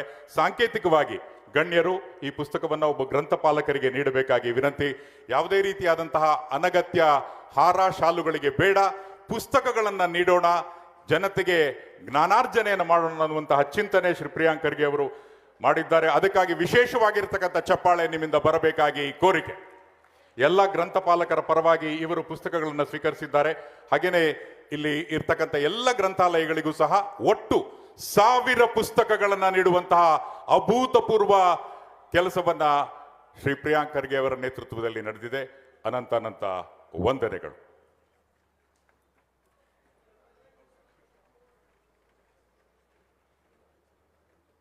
ಬಂಧುಗಳೇ, ಇನ್ನು ಗಣ್ಯರ ಮಾತುಗಳನ್ನು ಆಲಿಸುವಂತಹ ಸಮಯ. ನಮ್ಮನ್ನೆಲ್ಲ ಉದ್ದೇಶಿಸಿ ಸನ್ಮಾನ್ಯ ಉಪಮುಖ್ಯಮಂತ್ರಿಗಳಾದ ಶ್ರೀ DK ಶಿವಕುಮಾರ್ ಅವರು ಮಾತನಾಡಬೇಕಾಗಿ ವಿನಂತಿ. ಜೋರಾದ ಕರತಾಳದೊಂದಿಗೆ ಅವರು ಇಲ್ಲಿಗೆ ನಿಮಗಾಗಿ ಆಗಮಿಸಿದ್ದಾರೆ. ಸ್ವಾಗತಿಸಿ ಶ್ರೀ DK ಶಿವಕುಮಾರ್.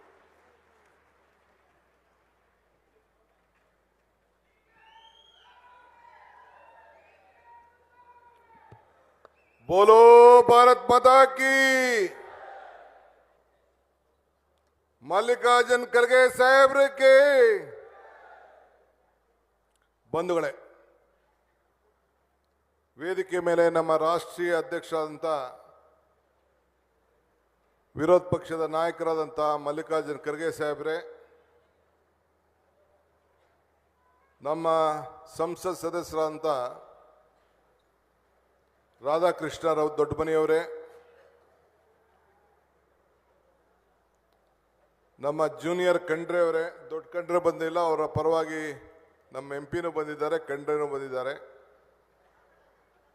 ಪ್ರಿಯಾಂಕ್ ಖರ್ಗೆ ಅವರೇ, ನನ್ನ ಸಹೋದ್ಯೋಗಿಗಳಂತ ಪ್ರಿಯಾಂಕ್ ಖರ್ಗೆ ಅವರೇ, ಶರಣ್ ಪ್ರಕಾಶ್ ಪಾಟೀಲ್ ರವರೇ, ದರ್ಶನಾಪುರ್ ಅವರೇ, ರಹೀಂ ಖಾನ್ ರವರೇ, ನನ್ನ ಶಾಸಕ ಮಿತ್ರ ಅಂತ ಅಜಯ್ ಸಿಂಗ್ ರವರೇ, ಬಿ ಆರ್ ಪಾಟೀಲ್ ರವರೇ, ಎಂ ಐ ಪಾಟೀಲ್ ರವರೇ, ಚೆನ್ನಾರೆಡ್ಡಿ ಅವರೇ, ಅಲ್ಲಮಪ್ರಭು ಪಾಟೀಲ್ ರವರೇ, ವಿಧಾನ ಪರಿಷತ್ತಿನ ಸದಸ್ಯರಂತ ಕಬ್ನೂರ್ಗವರೇ, ಜಗದೇವ್ರವರೇ, ಗುತ್ತೇದಾರ್ ಅವರು, ಅಶೋಕ್ ಮನಗಳ್ಳಿ ಅವರೇ, ವಸಂತ್ ಕುಮಾರ್ ಅವರೇ, ವೇಣುಗೋಪಾಲ್ ನಾಯಕ್ ರವರೇ, ಹಿರಿಯ ಮುಖಂಡರ ಅಂತ ಮೋಳೆರವರೇ, ಶರಣ ಸನಗೂರ್ ರವರೇ, ಭೀಮಾ ಪಾಟೀಲ್ ರವರೇ, ಶ್ರೀಮತಿ ಲತಾರವರೇ, ವೇದಿಕೆಯಲ್ಲಿರುವಂಥ ಎಲ್ಲ ಹಿರಿಯ ನಾಯಕರುಗಳೇ, ಯಾವ್ದಾದ್ರು ಹೆಸರು ಬಿಟ್ಟವ್ರೆ ದಯವಿಟ್ಟು ಕ್ಷಮಿಸಬೇಕು.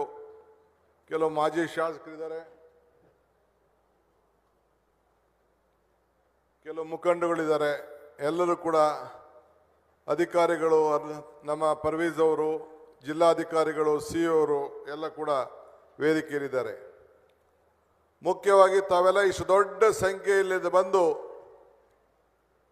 ಈ ಒಂದು ಪವಿತ್ರವಾದಂಥ ಕಾರ್ಯಕ್ರಮದಲ್ಲಿ ತಾವೆಲ್ಲ ಪಾಲ್ಗೊಂಡಿದ್ದೀರಿ. ತಮ್ಮೆಲ್ಲರೂ ಕೂಡ 1 ಕೋಟಿ ನಮಸ್ಕಾರಗಳನ್ನು ಅರ್ಪಿಸಲಿಕ್ಕೆ ನಾನು ಬಯಸ್ತಾ ಇದ್ದೇನೆ.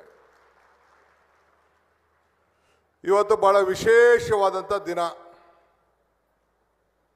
ಇಡೀ ವಿಶ್ವ ನಮ್ಮ ತಾಯಂದಿರು ಹೆಣ್ಣುಮಕ್ಕಳನ್ನು ಸ್ಮರಿಸ್ಕೊಂಡು ಅವರ ಸೇವೆ ಈ ಭೂಮಿಗೆ, ಈ ಕುಟುಂಬಗಳಿಗೆ, ಹೆಣ್ಣು ಕುಟುಂಬದ ಕಣ್ಣು ಅಂಥೇಳಿ ಇವತ್ತು ನಾವೆಲ್ಲ ಮಹಿಳಾ ದಿನಾಚರಣೆಯನ್ನು ಆಚರಣೆ ಮಾಡ್ತಾ ಇದ್ದೇವೆ. ಇಲ್ಲೂ ಕೂಡ ಹೆಚ್ಚಿನ ಸಂಖ್ಯೆಯಲ್ಲಿ ಎಲ್ಲ ನನ್ನ ತಾಯಂದಿರು, ಸೋದರಿಯರು ಎಲ್ಲ ಬಂದಿದ್ದೀರಿ. ನಿಮ್ಮೆಲ್ಲರೂ ಕೂಡ ನನ್ನ ಪರವಾಗಿ, ನಮ್ಮ ಸರ್ಕಾರದ ಪರವಾಗಿ, ನಮ್ಮ ಪಕ್ಷದ ಪರವಾಗಿ ಎಲ್ಲರೂ ಕೂಡ ಈ ವಿಶ್ವ ಮಹಿಳಾ ದಿನಾಚರಣೆ ಅಂಗವಾಗಿ ನಿಮಗೆ ತುಂಬ ಹೃದಯದ ಶುಭಾಶಯಗಳನ್ನು ಅರ್ಪಿಸಲಿಕ್ಕೆ ನಾನು ಬಯಸ್ತಾ ಇದ್ದೇನೆ. ಯಾವುದೇ ಊರಿಗೋದ್ರೂ ಕೂಡ ಗ್ರಾಮ ದೇವತೆ ಏನು ಅಂತ ಕೇಳ್ತೀವಿ ನಾವು. ಬ್ರಿಟಿಷ್ ಅವರು ನಮ್ಮ ದೇಶವನ್ನು ಬಿಟ್ಟು ಹೋಗೋಕೆ ಕೂಡ ನಿಮ್ಮ ತಂದೆ ಭಾಷೆ ಅಂತ ಏನು ಕೇಳಲಿಲ್ಲ, ಮಾತೃಭಾಷೆ ಏನು ಅಂತ ಕೇಳಿದ್ರು. ಹಂಗೆ ಇವತ್ತು ನಾವು ಹೆಣ್ಣಿಗೆ ಈಗ ಯಾವುದೇ ದೇವರನ್ನ ಪೂಜೆ ಮಾಡಬೇಕಾದ್ರೆ, ವೆಂಕಟೇಶ್ವರನ ಪೂಜೆ ಮಾಡಬೇಕಾದ್ರೆ ಲಕ್ಷ್ಮೀ ವೆಂಕಟೇಶ್ವರ ಅಂತ ಹೇಳ್ತೇವೆ. ಪರಮೇಶ್ವರನ ಪೂಜೆ ಮಾಡಬೇಕಾದ್ರೆ ಪಾರ್ವತಿ ಪರಮೇಶ್ವರ ಅಂತ ಹೇಳ್ತೇವೆ. ಹಂಗೆ ಗಣೇಶನ ಹಬ್ಬ ಆಚರಣೆ ಮಾಡ್ತೀವಿ. ಅದಕ್ಕಿಂತ ಮುಂಚಿತವಾಗಿ ಗೌರಿ ಹಬ್ಬ ಆಚರಣೆ ಮಾಡಿ ಗೌರಿ ಗಣೇಶ ಅಂತ ಕರಿತೀವಿ. ಅಂದರೆ ಈ ಹೆಣ್ಣಿಗೆ ನಾವು ಮೊದಲು ಈ ಭೂತಾಯಿಗೆ, ನಮ್ಮ ನಾಡಿನ ದೇವತೆ ಚಾಮುಂಡೇಶ್ವರಿ, ಕರ್ನಾಟಕ ರಾಜ್ಯದ ದೇವತೆ ಭುವನೇಶ್ವರಿ, ಹಂಗೆ ಇವತ್ತು ನಮ್ಮ ಹೆಣ್ಣಿಗೆ ಭಾಳ ಪ್ರಾಮುಖ್ಯತೆಯನ್ನು ಕೊಟ್ಕೊಂಡು ನಾವು ಬಂದಿದ್ದೇವೆ. ಅದಕ್ಕೆ ಇವತ್ತು ಇಷ್ಟು ದೊಡ್ಡ ಸಂಖ್ಯೆಯಲ್ಲಿ ತಾವು ಬಂದಿದ್ದೀರಿ. ನಮ್ಮ ಸರ್ಕಾರ ಕೂಡ ನಿಮ್ಮ ಮೇಲೆ ಅತಿ ಹೆಚ್ಚು ವಿಶ್ವಾಸವನ್ನು ಇಟ್ಟು ನಿಮ್ಮ ಕುಟುಂಬಗಳಿಗೆ, ನಿಮ್ಮ ಬದುಕಿಗೆ ನಾವು ಗಂಡಸರಿಗೆ ದುಡ್ಡು ಕೊಟ್ಟರೆ ಎಲ್ಲರೂ ಹೆಚ್ಚು ಕಮ್ಮಿ ಆಗ್ತದೆ ಅಂತೇಳಿ ನಿಮಗೆ ಶಕ್ತಿಶಾಲಿಯಾಗಿ ಮಾಡಬೇಕು ಅಂತೇಳಿ ಎಲ್ಲ ಕುಟುಂಬಕ್ಕೂ ಕೂಡ ಪ್ರತಿ ತಿಂಗಳು ಕೂಡ ನಿಮ್ಮ ಅಕೌಂಟ್ಗೆ ನೇರವಾಗಿ ಯಾವ ಲಂಚ ರುಶ್ವತ್ ಇಲ್ಲದೆ 2,000 ರೂಪಾಯಿ ಕೊಡುವಂಥ ತೀರ್ಮಾನವನ್ನು ಇವತ್ತು ನಾವು ಮಾಡಿದೆವು. ಅದಾದ ಮೇಲೆ ಎಲ್ಲ ಹೆಣ್ಣುಮಕ್ಕಳು ಕೂಡ, ಇಡೀ ರಾಜ್ಯದಲ್ಲಿ ಹೆಣ್ಣುಮಕ್ಕಳು ಕೂಡ ಸರ್ಕಾರಿ ಬಸ್ನಲ್ಲಿ 2,000 ರೂಪಾಯಿ ಸರ್ಕಾರಿ ಬಸ್ನಲ್ಲಿ ಬೆಂಗಳೂರಿಗೆ ಹೋಗಲಿ, ಧರ್ಮಸ್ಥಳಕ್ಕೆ ಹೋಗಲಿ, ಯಾವುದೇ ದೇವಸ್ಥಾನಕ್ಕೆ ಹೋಗಲಿ, ನೀವೆಲ್ಲ ಉಚಿತವಾಗಿ ಮಕ್ಕಳ ಮನೆಗೆ ಹೋಗಲಿ, ಬೀಗರ ಮನೆಗೆ ಹೋಗಲಿ, ಹಾಸ್ಪಿಟ್ಲಿಗೆ ಹೋಗಲಿ, ಉಚಿತವಾಗಿ ಸರ್ಕಾರದಲ್ಲಿ ಪ್ರಯಾಣ ಮಾಡೋಂಥ ಕೆಲಸ. 10 kg ಅಕ್ಕಿ ನಿಮ್ಮ ಕೈಗೆ ಕೊಡುವಂಥ ಕೆಲಸ.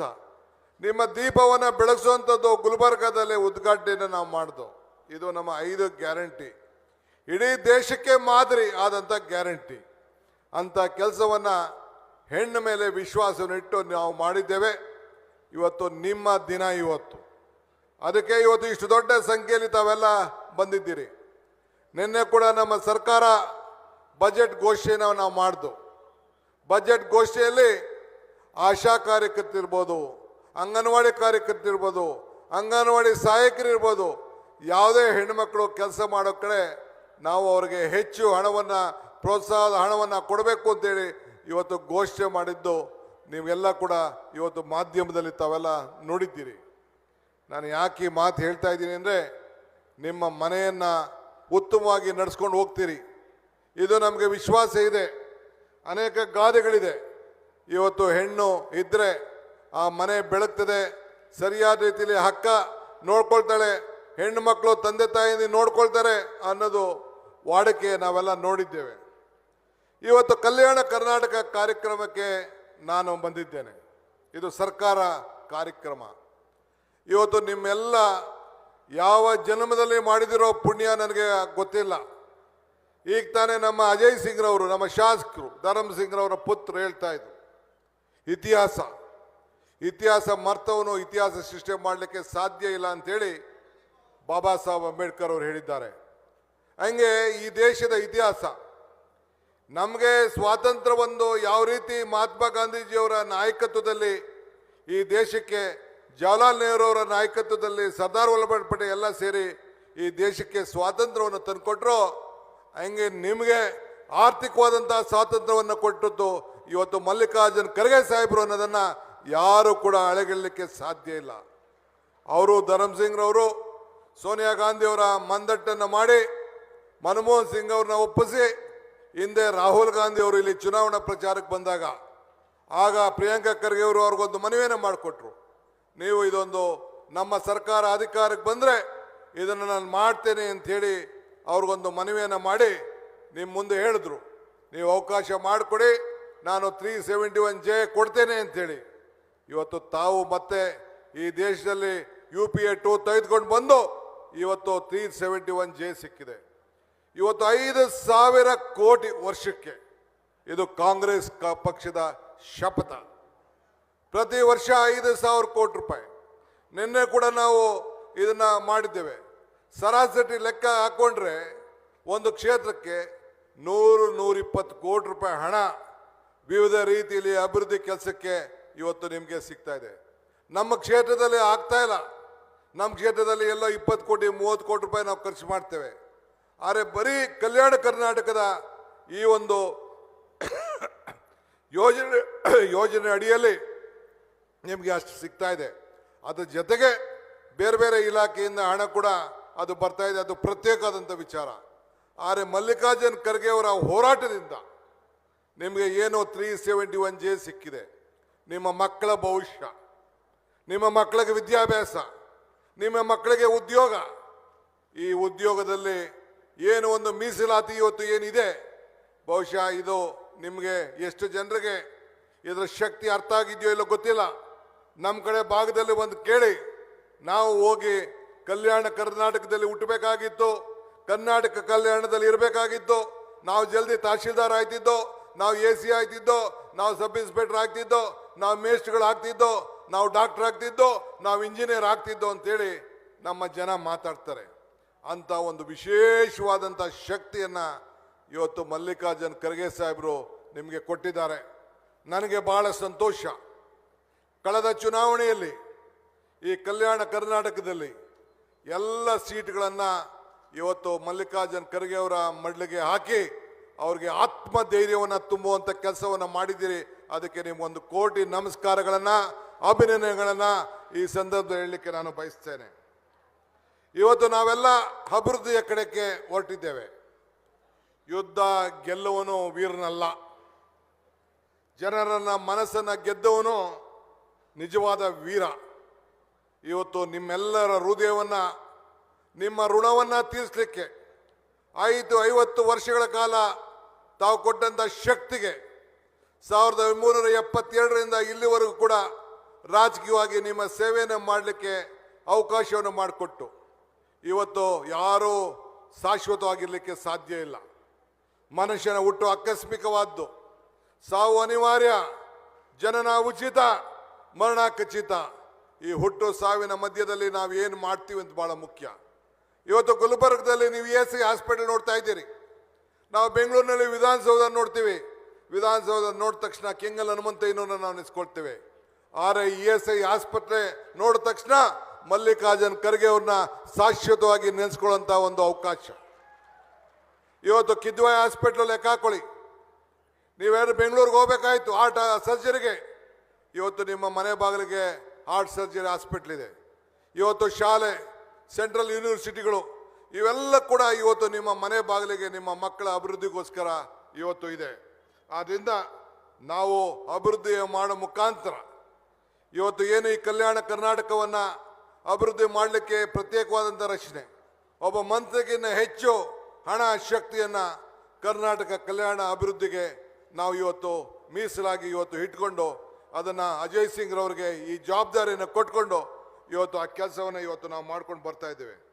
ಇವತ್ತು ಕಲ್ಯಾಣ ಕರ್ನಾಟಕದ ಪಥಕ್ಕೆ, ಆ ರಸ್ತೆ ಅಭಿವೃದ್ಧಿಗೆ ಇವತ್ತು ನಾವೆಲ್ಲ ಚಾಲನೆಯನ್ನು ಕೊಡಲಿಕ್ಕೆ ನಮ್ಮ ಮಲ್ಲಿಕಾರ್ಜುನ್ ಖರ್ಗೆ ಸಾಹೇಬರು ಮತ್ತು ಎಲ್ಲ ಮಂತ್ರಿಗಳು, ಶಾಸಕರು ಎಲ್ಲ ಇವತ್ತು ಬಂದು ಇಲ್ಲಿ ನಾವು ಸೇರಿದ್ದೇವೆ. ಇವತ್ತು 1,100 ಕೋಟಿ ರೂಪಾಯಿ, ಪ್ರತಿ ಕ್ಷೇತ್ರಕ್ಕೂ 25ಕ್ಕೂ 30 ಕೋಟಿ ರೂಪಾಯಿ ಅಷ್ಟು ಹಣ ಇವತ್ತು ರಸ್ತೆಗಳಿಗೋಸ್ಕರ, ಗ್ರಾಮೀಣ ಪ್ರದೇಶದ ರಸ್ತೆಗೆ, ಮುಖ್ಯವಾದ ರಸ್ತೆ ಅಲ್ಲ, ಗ್ರಾಮೀಣ ಪ್ರದೇಶದ ರಸ್ತೆಗೆ ಇವತ್ತು ಹಣವನ್ನು ಇವತ್ತು ಚಾಲನೆ ಮಾಡುವಂಥ ಕೆಲಸಕ್ಕೆ, ಪ್ರಾರಂಭ ಮಾಡುವಂಥ ಕೆಲಸಕ್ಕೆ, ಭೂಮಿ ಪೂಜೆಗೆ ಇವತ್ತು ನಾವೆಲ್ಲ ಇಲ್ಲಿಗೆ ಬಂದಿದ್ದೇವೆ. ಆದ್ದರಿಂದ ನಾನು ತಮ್ಗೆ ಹೇಳೋದಿಷ್ಟೇ, ನಾನು ಹಿಂದೆ ಒಂದು ಮಾತು ಹೇಳ್ತಾ ಇರ್ತೀನಿ, ದೇವರು ವರನೂ ಕೊಡೋದಿಲ್ಲ, ಶಾಪನೂ ಕೊಡೋದಿಲ್ಲ, ಅವಕಾಶ ಮಾತ್ರ ಕೊಡ್ತಾನೆ ಅಂತ. ಸಿಕ್ಕಿರೋಂಥ ಅವಕಾಶದಲ್ಲಿ ನಮ್ಮ ಸರ್ಕಾರ ನಿಮ್ಮೆಲ್ಲರಿಗೂ ಕೂಡ ಅನೇಕ ಕಾರ್ಯಕ್ರಮಗಳನ್ನು ಇವತ್ತು ರೂಪಿಸಿ, ಇವತ್ತು ಬಜೆಟ್ ತಾವೆಲ್ಲ ಗಮನಿಸಿದ್ದೀರಿ, ಎಲ್ಲ ರಂಗಕ್ಕೂ ನಾವು ಆರೋಗ್ಯಕ್ಕಿರ್ಬೋದು, ಗ್ರಾಮೀಣ ರಸ್ತೆ ಇರ್ಬೋದು, ಬೆಂಗಳೂರು ನಗರಕ್ಕಿರ್ಬೋದು, ಕುಡಿಯೋ ನೀರಿಗಿರ್ಬೋದು, ಇವತ್ತು ಜೊತೆಗೆ ನೀರಾವರಿಗಿರ್ಬೋದು, ಸಮಾಜ ಕಲ್ಯಾಣಕ್ಕಿರ್ಬೋದು, ಇಡೀ ದೇಶದಲ್ಲಿ ನಮ್ಮ ಸಮಾಜ ಕಲ್ಯಾಣ ಇಲಾಖೆಗೆ ಪರಿಶಿಷ್ಟ ಜಾತಿ ಪರಿಶಿಷ್ಟ ಪಂಗಡದ ಜನರಿಗೆ ಆ ಜನಸಂಖ್ಯೆ ಆಧಾರದ ಮೇಲೆ, ಹಿಂದುಳಿದವರಿಗೆ ಆ ಜನಸಂಖ್ಯೆ ಆಧಾರದ ಮೇಲೆ ಎಲ್ಲರೂ ಕೂಡ ರಕ್ಷಣೆಯನ್ನು ಮಾಡಲಿಕ್ಕೆ ಯಾವುದಾದ್ರು ಒಂದು ಸರ್ಕಾರ ಸಹಾಯ ಮಾಡಿಕೊಂಡು ಬದ್ಧವಾಗಿ ನಿಂತಿದೆ ಅಂತಂದರೆ ಇದು ಕರ್ನಾಟಕದಲ್ಲಿ ಕಾಂಗ್ರೆಸ್ ಸರ್ಕಾರ, ಮಲ್ಲಿಕಾರ್ಜುನ್ ಖರ್ಗೆ ಅವರ ನೇತೃತ್ವದ ಕಾಂಗ್ರೆಸ್ ಪಕ್ಷದ ಸರ್ಕಾರ, ಸಿದ್ದರಾಮಯ್ಯನವರ ಸರ್ಕಾರ, ನಿಮ್ಮ ಸರ್ಕಾರ ಅಂತ ಹೇಳಲಿಕ್ಕೆ ನನಗೆ ಬಹಳ ಸಂತೋಷ ಆಗ್ತದೆ. ಬಂಧುಗಳೇ, ಇವತ್ತು ಮನಮೋಹನ್ ಸಿಂಗ್ ರವರು ಇವತ್ತಿಲ್ಲ. ಅವರ 1 ವರ್ಷ ಆಗಿಲ್ಲ ಇನ್ನು ಅವರು ತೀರ್ಕೊಂಡು, ನಾವು ಅವ್ರು ಸ್ಮರಿಸ್ಕೊಂಡು ಇವತ್ತು ಅವ್ರು ಕೊಟ್ಟಂಥ 317J ಅಡಿಯಲ್ಲಿ ಇವತ್ತು ನಾವು ಕೆಲಸವನ್ನು ನಾವು ಮಾಡ್ತಾ ಇದ್ದೇವೆ. ಅವನು ಕೂಡ ಸ್ಮರಿಸ್ಕೊಳ್ಬೇಕು. ಏನು ಈ ದೇಶಕ್ಕೆ ಕೊಟ್ಟಂಥ ಶಕ್ತಿ, ಆರ್ಥಿಕವಾದಂಥ ಶಕ್ತಿ, ಸಾಮಾಜಿಕವಾದಂಥ ಶಕ್ತಿ, ಆಹಾರ ಬದ್ಧತೆ ಯಾರು ಹಸ್ಕೊಂಡಿರಬಾರ್ದು ಅಂತೇಳಿ ಇವತ್ತು ಸೋನಿಯಾ ಗಾಂಧಿಯವರು ಅವರ ಮುಖಂಡತ್ವದಲ್ಲಿ ಅವ್ರಿಗೆ ಈ ದೇಶದಲ್ಲಿ ಪ್ರಧಾನಮಂತ್ರಿ ಸ್ಥಾನ ಕೊಟ್ಟಿದ್ರು. ಅವರು ತ್ಯಾಗವನ್ನು ಮಾಡಿ, ನನಗೆ ಬೇಡ, ಈ ದೇಶ ಅಭಿವೃದ್ಧಿ ಆಗಬೇಕು, ಒಬ್ಬ ಆರ್ಥಿಕ ತಜ್ಞ ಇವತ್ತು ಮನಮೋಹನ್ ಸಿಂಗ್ ಅವರು ಈ ದೇಶವನ್ನು ಮುನ್ನಡೆಸಬೇಕು ಅಂತೇಳಿ ಅವತ್ತಿನ ಕಾಲದಲ್ಲಿ ಪ್ರಧಾನಮಂತ್ರಿ ಸ್ಥಾನವನ್ನು ಅವರು ಕೊಟ್ಟು, ಇಂಥ ನರೇಗಾ ಕಾರ್ಯಕ್ರಮ ಇರ್ಬೋದು, ವಿದ್ಯಾ ಕ್ಷೇತ್ರದಲ್ಲಿ ಕಡ್ಡಾಯ ಶಿಕ್ಷಣ ಇರ್ಬೋದು, ಇಂಥವೆಲ್ಲ ಕೂಡ ಇವತ್ತು ಕೊಟ್ಟು ನಾವು ಅವ್ರನ್ನ ಸ್ಮರಿಸ್ಕೊಳ್ಳೋಂಥ ಸಂದರ್ಭ ಇವತ್ತು ನಾವು ಬಂದಿದೆ. ಇವತ್ತು ಮಲ್ಲಿಕಾರ್ಜುನ್ ಖರ್ಗೆ ಸಾಹೇಬರು, ಮಹಾತ್ಮ ಗಾಂಧೀಜಿಯವರು ಯಾವ ಸ್ಥಾನದಲ್ಲಿ ಕೂತಿದ್ರೋ ಆ ಸ್ಥಾನದಲ್ಲಿ ಇವತ್ತು ಭಗವಂತ ಅವ್ರಿಗೆ ಕೂತ್ಕೊಂಡು ನಿಮ್ಮ ಸೇವೆಯನ್ನು ಅವಕಾಶವನ್ನು ಮಾಡಿಕೊಟ್ಟಿದ್ದಾರೆ. ಅವರ ಮಾರ್ಗದರ್ಶನದಲ್ಲಿ ನಾವೆಲ್ಲ ಇವತ್ತು ಕೆಲಸವನ್ನು ನಾವು ಮಾಡ್ಕೊಂಡು ನಾವು ಬರ್ತಾ ಇದ್ದೇವೆ. ಬಂಧುಗಳೇ, ಇವತ್ತು ನಾನು ಜೇವರ್ಗಿಗೆ ಬಂದಿದ್ದೇನೆ. ನಾವೆಲ್ಲ ಕಲ್ಯಾಣ ಕರ್ನಾಟಕದ ಎಲ್ಲ ಶಾಸಕರು, ಪಕ್ಷ ಭೇದವ ಶಾಸಕರು ಎಲ್ಲ ಮರೆತು ಇವತ್ತು ನಾವೆಲ್ಲ ಒಟ್ಟಿಗೆ ನಿಮ್ಮ ಅಭಿವೃದ್ಧಿಯಕ್ಕೆ ನಾವೆಲ್ಲ ಇಲ್ಲಿ ನಿಂತಿದ್ದೇವೆ. ಹಿಂದೆ ಬಂದಾಗ ನಮ್ಮ ಅಜಯ್ ಸಿಂಗ್ ರವರು ಮನವಿ ಮಾಡಿಕೊಂಡಿದ್ರು, ಹಿಂದೆ BJP ಸರ್ಕಾರದಲ್ಲಿ ಕೊಟ್ಟು ಮಾತು ಉಳಿಸ್ಕೊಳ್ಳೋಕ್ಕಾಗಲಿಲ್ಲ, ನಮ್ಮ ಏನು ಒಂದು ಮೊಲ್ಬಾದ್ ಲಿಫ್ಟ್ ಇರಿಗೇಷನ್ ಸ್ಕೀಮ್ಗೆ ರೂಪ ಕೊಡಲಿಲ್ಲ, ಹಣ ಇಡಲಿಲ್ಲ, ನೀವು ಸಹಾಯ ಮಾಡಬೇಕು ಅಂತೇಳಿ ನನ್ನನ್ನು ಒತ್ತಾಯ ಮಾಡಿದ್ರು.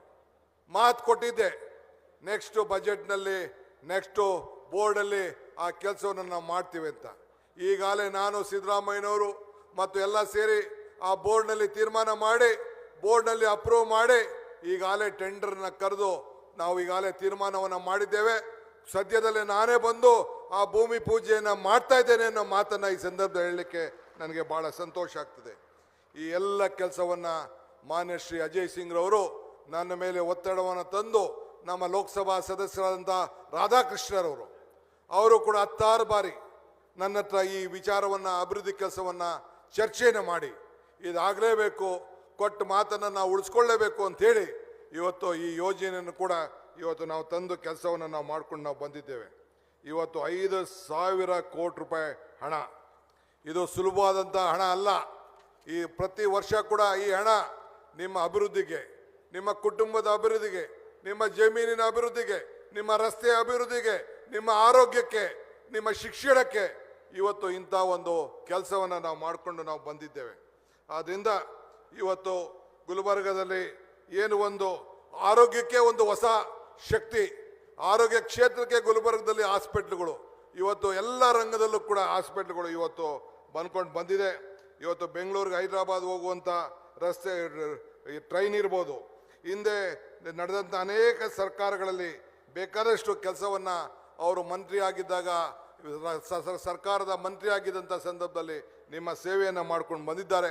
ಇವತ್ತು ಶರಣ ಪ್ರಕಾಶ್ ಇರ್ಬೋದು, ನಮ್ಮ ಪ್ರಿಯಾಂಕ್ ಖರ್ಗೆ ಇರ್ಬೋದು, ನಮ್ಮ ದರ್ಶನಾಪುರ್ ಇರ್ಬೋದು, ರಹೀಮ್ ಖಾನ್ ಇರ್ಬೋದು, ನಮ್ಮ ಅಜಯ್ ಸಿಂಗ್ ಇರ್ಬೋದು, ಮತ್ತು ನಮ್ಮೆಲ್ಲ ಶಾಸಕರುಗಳು ಇವತ್ತು ನಿಮ್ಮ ಅಭಿವೃದ್ಧಿಗೆ ಕೆಲಸವನ್ನು ಮಾಡಿಕೊಂಡು ಇವತ್ತು ಅವರು ಹೋಗ್ತಾ ಇದ್ದಾರೆ. ಇವತ್ತು ತಮಗೆ ನಾನು ಕೇಳೋದಿಷ್ಟೇ, ಇವತ್ತು ಮನಮೋಹನ್ ಸಿಂಗ್ ರವರ ಕಾಲದಲ್ಲಿ ಅವತ್ತು ಅದ್ವಾನಿಯವರು ಅವಕಾಶ ಕೊಡೋಕ್ಕಾಗಲ್ಲ ಅಂತ ಹೇಳಿದಂಥದ್ದನ್ನ ಇವತ್ತು ಇತಿಹಾಸವನ್ನು ಸೃಷ್ಟಿ ಮಾಡಿ ಇವತ್ತು ನಮಗೆಲ್ಲರೂ ಕೂಡ ಶಕ್ತಿಯನ್ನು ಕೊಟ್ಕೊಂಡು ಬಂದಿದ್ದಾರೆ.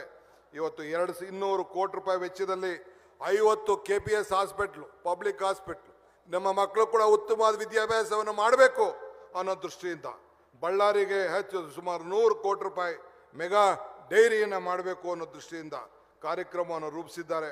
5,267 ಶಿಕ್ಷಕರ ಹುದ್ದೆಯನ್ನು ಭರ್ತಿಯನ್ನು ಮಾಡಲಿಕ್ಕೆ ಸರ್ಕಾರ ಸಂಕಲ್ಪವನ್ನು ಮಾಡಿ ಬದ್ಧವಾಗಿದೆ ಅಂಥೇಳಿ ಇವತ್ತು ಸುಮಾರು 60-65 ಕೋಟಿ ರೂಪಾಯಿ ವೆಚ್ಚದ ಉಗ್ರಾಣಗಳನ್ನು ಕೂಡ ಮಾಡಲಿಕ್ಕೆ ಕಾರ್ಯಕ್ರಮವನ್ನು ರೂಪಿಸಿದ್ದೇವೆ. 24 ಹೊಸ ಪ್ರಾಥಮಿಕ ಶಾಲೆಗಳನ್ನು ಪ್ರಾರಂಭವನ್ನು ಮಾಡಲಿಕ್ಕೆ ಕಾರ್ಯಕ್ರಮವನ್ನು ರೂಪಿಸಿದ್ದೇವೆ.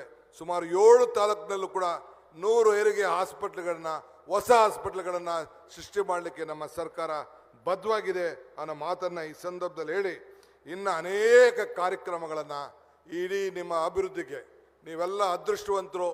ಆದರೂ ಕೂಡ ತಾವೆಲ್ಲ ನಮಗೆ ಶಕ್ತಿಯನ್ನು ಪಾರ್ಲಿಮೆಂಟ್ ಎಲೆಕ್ಷನಲ್ಲಿ ಶಕ್ತಿ ಕೊಟ್ಟಿದ್ದೀರಿ, ಅಸೆಂಬ್ಲಿಯಲ್ಲಿ ಶಕ್ತಿ ಕೊಟ್ಟಿದ್ದೀರಿ, ನಮ್ಮ ಸರ್ಕಾರವನ್ನು ತಂದಿದ್ದೀರಿ. ನಿಮ್ಮ ಋಣವನ್ನು ಪ್ರಾಮಾಣಿಕವಾಗಿ ನಾವು ತೀರಿಸ್ತೇವೆ, ನಿಮ್ಮ ಗೌರವವನ್ನು ಉಳಿಸ್ಕೊಳ್ತೇವೆ ಅನ್ನೋ ಮಾತನ್ನು ಹೇಳಿ, ಎಲ್ಲ ಒಳ್ಳೆಯ ಶಾಸಕರು ಉತ್ತಮ ಕೆಲಸವನ್ನು ಮಾಡ್ತಾ ಇದ್ದಾರೆ ಅನ್ನೋ ಮಾತನ್ನು ಹೇಳಿ ನಿಮಗೆ ಮತ್ತೊಮ್ಮೆ ಶುಭವನ್ನು ಹಾರೈಸಿ ನನ್ನ ಮಾತನ್ನು ಮುಗಿಸ್ತೇನೆ. ಜೈ ಹಿಂದ್, ಜೈ ಕರ್ನಾಟಕ ಮಾತೆ. ಪ್ರಾಚೀನದಿಂದ ಪ್ರಸಕ್ತದವರೆಗೆ ಸಮಾಜದಲ್ಲಿ ಮಹಿಳೆಯರ ಪ್ರಾಧಾನ್ಯತೆಯನ್ನು ಎತ್ತಿ ಹೇಳುವುದರ ಜೊತೆಗೆ ಸರ್ಕಾರದ ಸರ್ವಾಂಗೀಣ ಅಭಿವೃದ್ಧಿಯನ್ನು ಕುರಿತು ಹಾಗೂ ಕಲ್ಯಾಣ ಕರ್ನಾಟಕಕ್ಕೆ ಸರ್ಕಾರ ನಿಮ್ಮ ಜೊತೆಗಿದೆ ಅಂತಕ್ಕಂತಹ ಭರವಸೆಯನ್ನು ನೀಡಿದ್ದಾರೆ. ಸನ್ಮಾನ್ಯ ಉಪಮುಖ್ಯಮಂತ್ರಿಗಳಿಗೆ ಧನ್ಯವಾದಗಳು. ಬಂಧುಗಳೇ, ಜೇವರ್ಗಿ ಹಾಗೂ ಕಲಬುರಗಿ ಜನತೆಯಿಂದ ಇದೀಗ ಮಾನ್ಯ ಉಪಮುಖ್ಯಮಂತ್ರಿಗಳಿಗೆ ಗೌರವಾರ್ಪಣೆ. ಡಾಕ್ಟರ್ ಅಜಯ್ ಸಿಂಗ್ ಅವರ ನೇತೃತ್ವದಲ್ಲಿ, ಶ್ರೀ ಪ್ರಿಯಾಂಕ್ ಖರ್ಗೆ ಅವರು, ರಹೀಮ್ ಖಾನ್ ಅವರ ನೇತೃತ್ವದಲ್ಲಿ ಈ ವಿಶೇಷವಾಗಿ ಇದು ಜನತೆಯ ಪರವಾಗಿ ಪೌರ ಸನ್ಮಾನ ಜೋರಾದ ಕರ್ತಾಣದೊಂದಿಗೆ ನಿಮ್ಮ ಮನದಾಳದ ಮಾತುಗಳನ್ನು ಆಲಿಸಿ ಈ ಸನ್ಮಾನವನ್ನು ಇದೀಗ ಉಪಮುಖ್ಯಮಂತ್ರಿಗಳಿಗೆ ನೆರವೇರಿಸಲಾಗ್ತಾ ಇದೆ.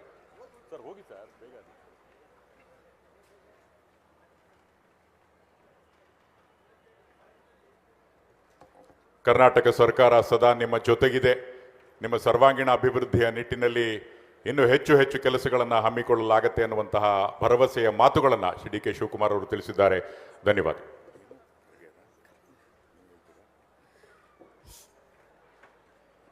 ಇದೀಗ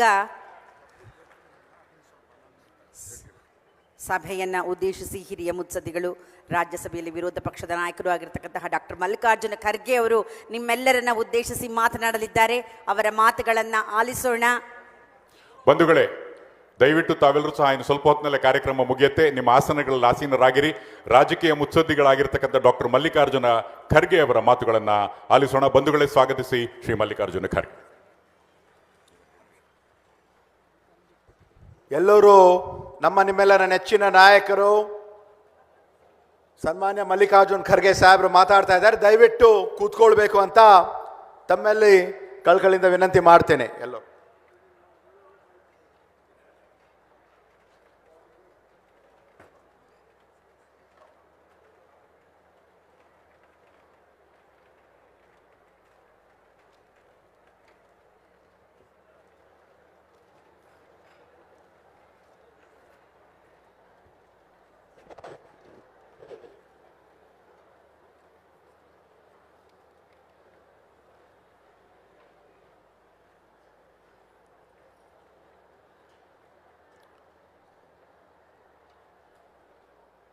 ವೇದಿಕೆ ಮೇಲೆ ಆಸೀನರಾದಂಥ ನಮ್ಮ ಉಪಮುಖ್ಯಮಂತ್ರಿಗಳಾದ ಶ್ರೀ ಶಿವಕುಮಾರ್ ಜಿ ಅವರೇ ಹಾಗೂ ಈ ಒಂದು ಸಮಾರಂಭದಲ್ಲಿ ಭಾಗವಹಿಸ್ತಾ ಇರ್ತಕ್ಕಂಥ ಶ್ರೀ ದರ್ಶನಾಪುರ್ ಅವರೇ, ರಹೀಮ್ ಖಾನ್ ಅವರೇ, ಅಜಯ್ ಸಿಂಗ್ ಅವರೇ, ಬಿ ಆರ್ ಪಾಟೀಲ್ ರೇ, ಎಮ್ ಐ ಪಾಟೀಲ್ ರೇ ಹಾಗೂ ಶ್ರೀಮಾನ್ ಸಾಗರ್ ಖಂಡ್ರೆ ಅವರೇ, ಚೆನ್ನಾರೆಡ್ಡಿ ಅವರೇ, ಅಲ್ಲಂ ಪ್ರಭು ಪಾಟೀಲ್ ರೇ ಮತ್ತು ಕಮಕ್ನೂರ್ ಅವರೇ, ಡಿ ಸಿ ಸಿ ಅಧ್ಯಕ್ಷರಾದ ಜಗದೇವ್ ಅವರೇ, ಅಶೋಕ್ ಮನ್ಗುಲಿ ಅವರೇ, ವಸಂತ್ ಎಮ್ ಎಲ್ ಸಿ ಅವರೇ, ವೇಣುಗೋಪಾಲ್ ನಾಯಕ್ ಅವರೇ ಹಾಗೂ ಮುಳೆ ಅವರೇ ಮತ್ತು ನಮ್ಮ ಲತಾ ಎಮ್ ಎಲ್ ಎ ಅವರೇ, ಅದೇ ರೀತಿಯಾಗಿ ಶ್ರೀಮಾನ್ ಸೋರ್ನು ಇದೆ ಮಿಸ್ಟರ್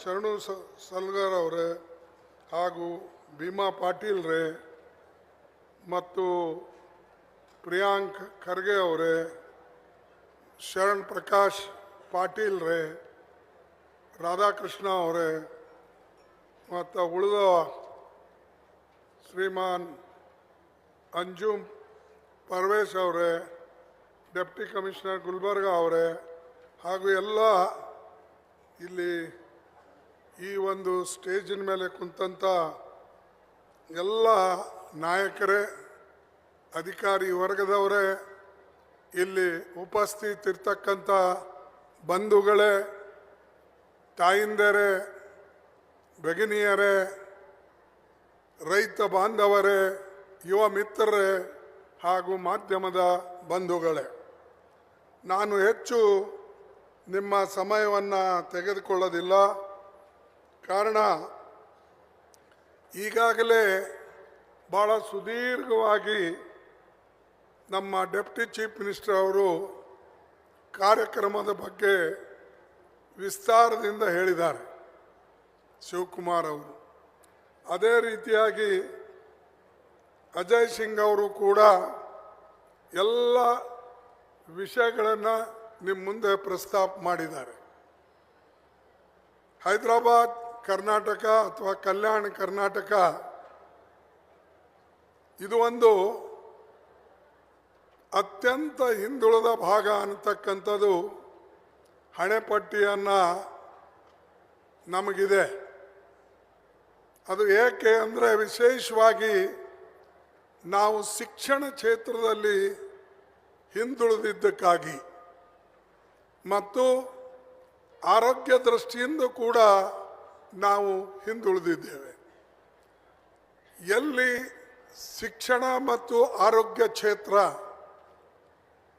ಒಳ್ಳೆ ರೀತಿಯಿಂದ ಕಾರ್ಯಕ್ರಮಗಳನ್ನು ನಡೀತವೋ ಅಲ್ಲಿ ವಿಶೇಷವಾಗಿ ಆ ಕಡೆ ಜನ ಎಲ್ಲ ದೃಷ್ಟಿಯಿಂದ ಕೂಡ ಮುಂದೆ ಹೆಜ್ಜೆ ಹಾಕ್ತಾರೆ.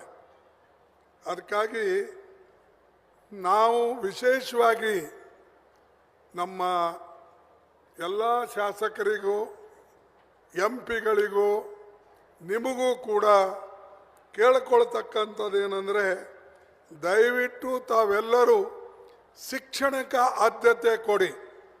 ಶಿಕ್ಷಣ ಇದ್ದರೆ ಎಲ್ಲನೂ ಕೂಡ ಸುಗಮವಾಗಿ ಸಾಗ್ತದೆ. ಶಿಕ್ಷಣ ಇಲ್ಲ ಅಂದರೆ ನಾವು ಏನೂ ಮಾಡೋಕ್ಕೆ ಸಾಧ್ಯ ಇಲ್ಲ. ಈಗ ನಾನು ಮೊನ್ನೆ ಕೆಲವು ಜನರಿಗೆ ಕೇಳ್ತಾ ಇದ್ದ, ನಾವು ಆರ್ಟಿಕಲ್ 371J ಮಾಡಿದ್ದೇವೆ, ಅದು ಓದಿ ಕೆಲವು ಜನ ನಮ್ಮ ಉತ್ತರ ಭಾರತದಲ್ಲಿ ದಂಗಾಗ್ಬಿಟ್ಟಿದ್ದಾರೆ. ಅದು ಹೇಗೆ ವಿಶೇಷವಾಗಿ ನಿಮ್ಮ 7 ಜಿಲ್ಲೆಗೆ ಇಂಥ ಪ್ರಸ್ತಾವನೆಯನ್ನು ಸರ್ಕಾರ ಒಪ್ತು ಅಂತ. ಸರ್ಕಾರ ಒಪ್ಪಬೇಕಾಗಿದ್ರೂ ಕೂಡ 2/3 ಭಾಗ 2/3 ಜನ ಅದಕ್ಕೆ ಬೆಂಬಲ ಕೊಡಬೇಕು. ನಮ್ಮ MLAಗಳ MP ಗಳು, ಯಾಕಂದ್ರೆ ಅದು ಎಲ್ಲ ಕ್ಷೇತ್ರದಲ್ಲೂ ಕೂಡ ಆ ಆರ್ಟಿಕಲ್ ಪಾಸ್ ಆದಮೇಲೆ, ಬಿಲ್ ಪಾಸ್ ಆದಮೇಲೆ ಎಲ್ಲ ರಾಜ್ಯಗಳಿಗೆ ಹೋಗ್ತದೆ. ಹೀಗೆ ಹೇಗೆ ಇದು ಕರ್ನಾಟಕ ರಾಜ್ಯದಲ್ಲಿ ಇದು ಆಯಿತು ಅಂಥೇಳಿ ಭಾಳಷ್ಟು ಜನರಿಗೆ ಇದರ ಬಗ್ಗೆ ಕುತೂಹಲ ಇದೆ.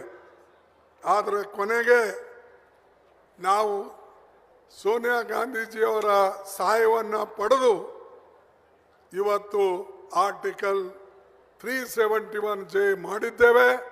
ಅದರ ಫಲವನ್ನು ನೀವಿವತ್ತು ಅನುಭವಿಸ್ತಾ ಇದ್ದೀರಿ. ಇದು ಬಹಳ ಮುಖ್ಯ. ಕೆಲವು ಜನ ಇಷ್ಟೊಂದು ನಾವು ಕೊಡುಗೆ ಕೊಟ್ಟರೂ ಕೂಡ ನಿರ್ಲಕ್ಷಿಸ್ತಾರೆ. ಅದು ನನಗೇನೋ ಗೊತ್ತೇ ಇಲ್ಲ. ಯಾಕೆಂದರೆ ಇದು ನಿಮಗೋಸ್ಕರ ಮಾಡಿದ್ದು. ಇಡೀ ದೇಶದಲ್ಲೇ ಯಾರೂ ಕೂಡ ಸ್ಪೆಷಲ್ ಸ್ಟೇಟಸ್ ಮಾಡಿಕೊಟ್ಟಿಲ್ಲ. ರಾಜ್ಯಗಳಿಗೆ ಮಾಡಿದ್ದಾರೆ ಕೆಲವು ಕಡೆ, ಆದರೆ ಕೆಲವು ಭಾಗದಲ್ಲಿ ಇದು ವಿಶೇಷವಾಗಿ ಕೆಲವು ಜಿಲ್ಲೆಗಳಿಗೆ ಮಾಡಿಕೊಟ್ಟಂಥ ಉದಾಹರಣೆ ಕೆಲವೇ. ಅದರಲ್ಲಿ ಪ್ರಮುಖವಾದಂಥದ್ದು ನಮ್ಮ ಕಲ್ಯಾಣ ಕರ್ನಾಟಕ. ಇದು ನೀವು ನೆನಪಿನಲ್ಲಿ ಇಟ್ಕೊಳ್ಳಿ. ಎರಡನೇದು, ನಾವು ಈಗ ಹೆಚ್ಚಾಗಿ ಮೈಕ್ರೋ ಫೈನಾನ್ಸ್ ಅಂದರೆ ಹಳ್ಳಿಗಳಲ್ಲಿ ಲೇವಾದೇವಿ ಮಾಡ್ತಾರೆ. ಪಾಪ ಅವರಿಗೆ ಸಾಲ ಬೇಗನೆ ಸಿಗೋದಿಲ್ಲ. ಅದಕ್ಕಾಗಿ ಅವರು ಅನೇಕ ಸಾರಿ ಸಾಹುಕಾರ ಹತ್ರ ಹೋಗಿ ಸಾಲ ತರ್ತಾರೆ. ಸಾಲ ತಂದು ಬಡ್ಡಿಗೆ ಬಡ್ಡಿಯಾಗಿ ಕೊನೆಗೆ ಅನೇಕ ಜನ ಸುಸೈಡ್ ಮಾಡ್ಕೊಳ್ತಾರೆ, ಆತ್ಮಹತ್ಯೆ ಮಾಡ್ಕೊಳ್ತಾರೆ. ಯಾಕೆ? ವಾಪಸ್ ಕೊಡ್ತಕ್ಕಂಥ ಶಕ್ತಿ ಅವ್ರ ಹತ್ರ ಇರಲ್ಲ. ಅದಕ್ಕಾಗಿ ವಿಶೇಷವಾಗಿ ನಮ್ಮ ತಾಯಿಂದರಿಗೆ, ಹೆಣ್ಮಕ್ಕಳಿಗೆ ನಾನು ಕೇಳ್ಕೊಳ್ತೇನೆ, ನೀವು ಮೈಕ್ರೋ ಫೈನಾನ್ಸ್ ಅಂತ ಸಣ್ಣ ವ್ಯವಹಾರಗಳು ಮಾಡ್ತಕ್ಕಂಥದ್ದು, ನೀವೇ ವ್ಯವಹಾರನ್ನ ಕೊಡ್ತಕ್ಕಂಥ ಮಾಡಿ ಜನರಿಗೆ ಸಹಾಯ ಮಾಡಬೇಕು, ಹೆಣ್ಮಕ್ಕಳಿಗೆ ಸಹಾಯ ಮಾಡಬೇಕು ಅಂತೇಳಿ ನಿಮಗೆ ನಾನು ಸಲಹೆ ಕೊಡ್ತೇನೆ, ಕೇಳಿಕೊಳ್ತೇನೆ. ದಯವಿಟ್ಟು ಆ ಕಡೆ ನೀವು ಲಕ್ಷ್ಯ ಕೊಡಬೇಕು ಅಂಥೇಳಿ ನಿಮಗೆ ಬೇಡ್ಕೊಳ್ತೇನೆ. ಇನ್ನೊಂದು ವಿಶೇಷವಾಗಿ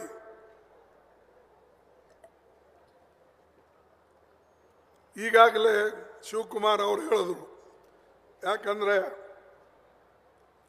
ಅವರ ಅನುಭವ ಮೇಲೆ ಮಾತು ಹೇಳಿದರು. ಮತ್ತು ಆ ಭಾಗದಲ್ಲಿ ಏನು ಮಾತಾಡ್ತಾ ಇದ್ದಾರೆ ಜನ, ಅಥವಾ ಅಲ್ಲಿನ ಯುವಕರು ಯಾವ ರೀತಿಯಾಗಿ ಈ ಭಾಗದಲ್ಲಿ ಇರ್ತಕ್ಕಂಥ ಈ ಒಂದು ಕಾನೂನು ಬಗ್ಗೆ ಮೆಚ್ಚುಗೆ ವ್ಯಕ್ತಪಡಿಸ್ತಾ ಇದ್ದಾರೆ. ಮತ್ತು ಅವರು ಕೂಡ ಇದರ ಲಾಭ ಪಡಿಬೇಕು ಅನ್ನತಕ್ಕಂಥದ್ದು ದೃಷ್ಟಿಯಿಂದ ಕೆಲವು ಸಲ ಹೇಳ್ತಾರೆ. ಆದರೆ ಸದ್ಯಕ್ಕೆ ಈಗಾಗಲೇ ನಮಗೆ ಶಿವಕುಮಾರ್ ಹೇಳಿದ್ರು, 5,000 ಕೋಟಿ ರೂಪಾಯಿ ನಿಮಗೆ ಕೊಡ್ತಾ ಇದ್ದೇವೆ ಪ್ರತಿ ವರ್ಷ ಅಂತ ಹೇಳಿದ್ರು. ಸ್ವಾಮಿ, 5,000 ಕೋಟಿಯನ್ನು ನೀವು 1,00,000 ಕೋಟಿ ವರ್ಷ ಕೊಟ್ಟರು ಕೂಡ ನಿಮ್ಮ ಸರಿ ಸಮಾನ ನಾವು ಆಗಕ್ಕೆ ಸಾಧ್ಯ ಇಲ್ಲ. ನಿಮ್ಮ ಸರಿ ಸಮಾನ ಆಗಬೇಕು ಅಂದರೆ ನಮಗೂ ಕೂಡ ಅಷ್ಟು ಪಾಲ ಕೊಡಿ. ಏನೇ ಬಂತು ನೀವೇ ತಗೊಳ್ತೀರಿ. ಮೈಸೂರ್ಲಿಂದ ಶುರು ಆಗ್ತದೆ, ದಾವಣಗೆರೆ ಹತ್ರ ನಿಂತು ಹೋಗ್ತದೆ, ಮತ್ತು ಮುಂದಕ್ಕೆ ಬರಲ್ಲ, ಅದು ಬಳ್ಳಾರಿಗೂ ಬರಲ್ಲ. ಅದಕ್ಕೆ ಸ್ವಲ್ಪ ನೋಡಿಕೊಂಡು ನೀವು ತೂಕವಾಗಿ ಇದನ್ನು ಮಾಡಿದರೆ ಇವತ್ತು ಇಂಥ ಪರಿಸ್ಥಿತಿ ನಮ್ದು ಇರ್ತಾ ಇರಲಿಲ್ಲ. ಮತ್ತು ಈ ಪರಿಸ್ಥಿತಿ ಇವತ್ತು ಜನರಿಗೆ ಬಂದಿದ್ದು ನಾವು ಬಹಳ ಕಾಲ ಈ ಕಡೆ ಲಕ್ಷ್ಯ ಕೊಡಲಿಲ್ಲ. ನಮ್ಮ ಮುಖಂಡರು ಕೊಡಲಿಲ್ಲ, ಲೀಡರ್ಸು ಕೊಡಲಿಲ್ಲ. ಒಂದು ದುರ್ದೈವ ಅಂದ್ರೆ ನಾನು ನೋಡಿದ್ದೀನಿ ಇಲ್ಲಿ, ಯಾವುದಾದ್ರೂ ಒಂದು ಕೈಯಲ್ಲಿ ಕೆಲಸ ತಗೊಂಡ್ರೆ ಇದು ನಾವು ಮಾಡದೆ ತೀರ್ತೇವೆ ಅಂತ ಹೇಳಿ ಮುಂದೆ ಬರೋದಿಲ್ಲ. ಇದು ಒಂದು ಭಾಳ ದುರ್ದೈವ ಸಂಗತಿ. ಹೇಳೋದು ಭಾಳ ಆದ್ರೆ ಬೈಯೋದು. ಏನ್ರಿ ಆರಿಸಿ ತಂದಿದ್ದೇವಲ್ಲ ಅವ್ರು ಯಾಕೆ ಮಾಡಲ್ಲ? ಏನು ಮಾಡ್ತಾರ ಅವರು? ಅರೆ ಅವ್ರೇನು ಮಾಡ್ತಾರೆ, ನೀವೇನು ಮಾಡ್ತೀರಿ? ನಿಮ್ಮ ಊರಿಗಾಗಿ ನೀವೇನು ಮಾಡಿರಿ? ನಿಮ್ಮ ಶಾಲೆಗಾಗಿ ಏನು ಮಾಡಿರಿ? ನಿಮ್ಮ ಊರಾಗಿರೋ ದವಾಖಾನೆಗೆ ಏನು ಮಾಡಿರಿ? ನಿಮ್ಮ ಊರಾಗ ದವಾಖಾನೆಗೆ ಏನು ಮಾಡಿರಿ? ಅದು ಏನು ಯಾರು ಅನ್ನಲ್ಲ. ಒಂದು ಕಾಲ ಹಿಂಗಿತ್ತು, ಯಾವುದಾದ್ರೂ ಒಂದು ಊರಲ್ಲಿ ಶಾಲೆ ಕಟ್ಟಿಸ್ಬೇಕು, ಪಶು ಸಂಗೋಪನೆಯಿಂದ ಒಂದು ದವಾಖಾನೆ ಮಾಡಬೇಕು ಅಥವಾ ಹಾಸ್ಪಿಟಲ್ ಮಾಡಬೇಕು ಅಂದರೆ ಜನ ತಾನಾಗೆ ಮುಂದೆ ಬಂದು ತನ್ನ ಜಾಗ ಕೊಡ್ತಿದ್ರು, ಸ್ವಂತವಾಗಿ ಕೊಟ್ಟು ನಮ್ಮ ಊರಿಗೆ ಇದು ಕೊಡಿ ಅಂತಿದ್ರು. ಈಗ ಏನು ಕೊಟ್ಟಿದ್ದ ಜಾಗಕ್ಕೂ ಈಗ ದುಡ್ಡು ಕೇಳ್ತಾ ಇದ್ದಾರೆ. ನಮ್ಮಪ್ಪ ಹಿಂದಕ್ಕೆ ಬರ್ಕೊಟ್ಟಿರ್ಬೇಕ್ರಿ, ಈಗ ನಮ್ಗೆ ವಾಪಸ್ ಕೊಡಿ. ಅದು ಅನೇಕ ಜನ ಕೇಸ್ಗಳು ಹಾಕೋದು, ಸುಳ್ಳೆ ಕೇಸ್ ಹಾಕೋದು. ನಾನು ಗುಲ್ಬರ್ಗಾದಾಗ ನೋಡಿದ್ದೀನಿ, ಕೆಲವು ಕಡೆ ಒಳ್ಳೆ ಇಂಪಾರ್ಟೆಂಟ್ ಜಾಗಗಳಿವೆ. ಆ ಜಾಗಕ್ಕೆ ಅವ್ರೇನು ಮಾಡಲ್ಲ, ಈ ಉಳ್ಳಾಗಡ್ಡಿ ಇರ್ತದಲ್ಲ, ಈರುಳ್ಳಿ, ಆ ಈರುಳ್ಳಿ ಕಟ್ ಮಾಡಿ ಆ ಸ್ಟ್ಯಾಂಪಿನ ಮೇಲೆ ಅದು ಗುದ್ದುತ್ತಾರೆ. ಯಾರಿಗೆ ಗೊತ್ತೇ ಆಗಲ್ಲ ಅದು ಯಾವಾಗಿದ್ದೋ ಏನೋ, ನಿಜಾಮ್ ಕಾಲದೋ ಈಗಿಂದೋ ಅದನ್ನು ಹೇಳ್ಬಿಡ್ತಾರೆ. ಇದು ಏನಂದರೆ ಹಿಂದೆ ನಮ್ಮ ಅಪ್ಪಗಾಗಿತ್ತು, ನಮ್ಮ ಮುತ್ತಗಾಗಿತ್ತು, ನಮ್ಮ ತಾತಗಾಗಿತ್ತು ಹೇಳ್ಕೊಂಡು ಅನೇಕ ಜಾಗಗಳು ಕಬ್ಬಡಿಸ್ತಾ ಇದ್ದಾರೆ ಜನ. ಅವು ನಿಲ್ಲಿಸ್ಬೇಕು. ಯಾಕಂದರೆ ಜನ ಇವತ್ತು ಶಾಲೆಗೆ ಜಾಗಗಳಿಲ್ಲ, ಹಾಸ್ಪಿಟಲ್ಗಿಲ್ಲ, ಕಮ್ಯುನಿಟಿ ಹಾಲಿಗೆ ಕಟ್ಟಡ ಇಲ್ಲ. ಇದ್ರ ಕಡೆ ನಾವು ಲಕ್ಷ್ಯ ಕೊಡಬೇಕು. ಇದ್ದವರು ದಾನ ಮಾಡ್ತಕ್ಕಂಥದ್ದು ಕಲಿಬೇಕು. ಇಲ್ಲೇ ನಮ್ಮ ಪಕ್ಕದಲ್ಲಿ ಬಿಜಾಪುರ ನೋಡಿ, ಬೆಳಗಾಂ ನೋಡಿ, ಧಾರವಾಡ ನೋಡಿ, ಅವರೆಲ್ಲ ಸಾರ್ವಜನಿಕ ಉಪಯೋಗಕ್ಕಾಗಿ ಜಾಗಗಳು ಕೊಡ್ತಾರೆ, ಮುಂದೆ ಬರ್ತಾರೆ. ಆದರೆ ಇಲ್ಲಿ ನಾವು ಅನೇಕ ಸಾರಿ ಅವ್ರಿಗೆ ಕೇಳಿದ್ರೂ ಕೂಡ ಯಾರೂ ಮುಂದೆ ಬರೋದಿಲ್ಲ. ಇದು ಒಂದು ದುರ್ದೈವದ ಸಂಗತಿ. ಈಗತ್ತು 3ನೇ ಯೋಜನೆ ಗ್ರಾಮೀಣ ಅಭಿವೃದ್ಧಿ ಮಂತ್ರಿಗಳು ಪ್ರಿಯಾಂಕ್ ಖರ್ಗೆ ಅವರು ತಂದಿದ್ದಾರೆ. ಒಂದು ಪ್ರಗತಿ ಪಥ 7,110 ಕಿಲೋಮೀಟರ್, ಅದಕ್ಕೆ ಖರ್ಚಾಗ್ತಕ್ಕಂಥ ಹಣ 5,190 ಕೋಟಿ. ಇನ್ನೊಂದು ಕಲ್ಯಾಣ ಪಥ, ಅದು 1,150 ಕಿಲೋಮೀಟರ್, ಅದಕ್ಕೆ ಖರ್ಚಾಗ್ತಕ್ಕಂಥ ಹಣ 1,000 ಕೋಟಿ. ಗ್ರಾಮೀಣ ರಸ್ತೆಗಳಿಗೆ ಸುಮಾರು 10 ಕೋಟಿ. ಆಮೇಲೆ 189 ಅಸೆಂಬ್ಲಿ ಕಾನ್ಸ್ಟಿಟ್ಯೂನ್ಸಿಗಳಿಗೆ ಸಹಾಯ ಆಗ್ತಕ್ಕಂಥದ್ದು, ಅದು 1,890 ಕೋಟಿ. ಒಟ್ಟಾರೆ ಇವತ್ತು 9,000 ಕಿಲೋಮೀಟರ್ ಮತ್ತು 8,080 ಕೋಟಿ ಹಣ ಇದಕ್ಕೆ ಖರ್ಚಾಗ್ತಾ ಇದೆ. ಬಹುಶಃ ಯಾರೂ ಹಿಂಗೆ ನೆನೆಸಿಲ್ಲ. ಆದರೆ ಇವತ್ತು ನಿಮಗೆ ನಿಮ್ಮ ಕಣ್ಣು ಮುಂದನೆ ಇವತ್ತು ಪ್ರಗತಿ ಆಗ್ತಾ ಇದೆ ಮತ್ತು ಅದರ ಲಾಭವನ್ನು ನಾವು ಪಡ್ಕೊಳ್ಬೇಕು. ಈ ವಿಚಾರವನ್ನು ನಿಮ್ಮ ಮುಂದೆ ನಾನು ಇಡ್ತೇನೆ. ಮೊನ್ನೆ ಬಜೆಟ್ ಮಂಡನೆ ಮಾಡಿದ್ದಾರೆ. ಭಾಳ ಒಳ್ಳೆ ಬಜೆಟನ್ನು ಬಂದಿದೆ. 16ನೇ ಬಜೆಟು ಸಿದ್ದರಾಮಯ್ಯನವರು ಮಂಡಿಸಿ ಒಂದು ದೊಡ್ಡ, ಅಂದರೆ ಬಹುಶಃ ದೇಶದಲ್ಲೇ 16 ಬಜೆಟ್ ಮಂಡಿಸಿದಂಥ ಯಾರಾದರೂ ಫೈನಾನ್ಸ್ ಮಿನಿಸ್ಟರ್ ಇದ್ದರೆ ಅದು ಸಿದ್ದರಾಮಯ್ಯನವರಿದ್ದಾರೆ. ಮತ್ತೆ ಇದು ಯಾವಾಗ ಸಾಧ್ಯ? ಕಾಂಗ್ರೆಸ್ ಪಾರ್ಟಿದಾಗ ಯಾವಾಗಲೂ ಕೂಡ ಸತತವಾಗಿ ವ್ಯಕ್ತಿಗೆ ಬೆಂಬಲ ನೀಡಿ ಒಳ್ಳೆ ಕೆಲಸ ಮಾಡ್ತಾ ಇರ್ತಕ್ಕಂಥದ್ದನ್ನು ನೋಡಿ ನಾವು ಪ್ರೋತ್ಸಾಹ ನೀಡ್ತೇವೆ. ಅದಕ್ಕೆ ಅದರ ಲಾಭವನ್ನು ಇವತ್ತು ನಿಮಗೆ ಸಿಕ್ಕಿದೆ. ಅದಕ್ಕಾಗಿ ಇವತ್ತು ನಮ್ಮ ಡೆಪ್ಟಿ ಚೀಫ್ ಮಿನಿಸ್ಟರ್ನು ಕೂಡ ಅನೇಕ ಅವರ ಕಾರ್ಯಕ್ರಮಗಳು ಈ ಭಾಗದಲ್ಲೂ ಮಾಡಿದ್ದಾರೆ, ಎಲ್ಲ ಕಡೆ ಮಾಡಿದ್ದಾರೆ. ವಿಶೇಷವಾಗಿ ಪವರ್ ಮಿನಿಸ್ಟರ್ ಆಗಿ, ಇರಿಗೇಷನ್ ಮಿನಿಸ್ಟರ್ ಆಗಿ ಮತ್ತು ನಮ್ಮ ಕಾಂಗ್ರೆಸ್ ಪಕ್ಷದ ಅಧ್ಯಕ್ಷರಾಗಿ ಅನೇಕ ರೀತಿಯಿಂದ ಅವರು ಪಕ್ಷಕ್ಕೆ, ಸರ್ಕಾರಕ್ಕೆ, ಜನರಿಗೆ ಸೇವೆ ಮಾಡಿಕೊಂಡು ದುಡ್ಕೊಂಡು ಬಂದಿದ್ದಾರೆ.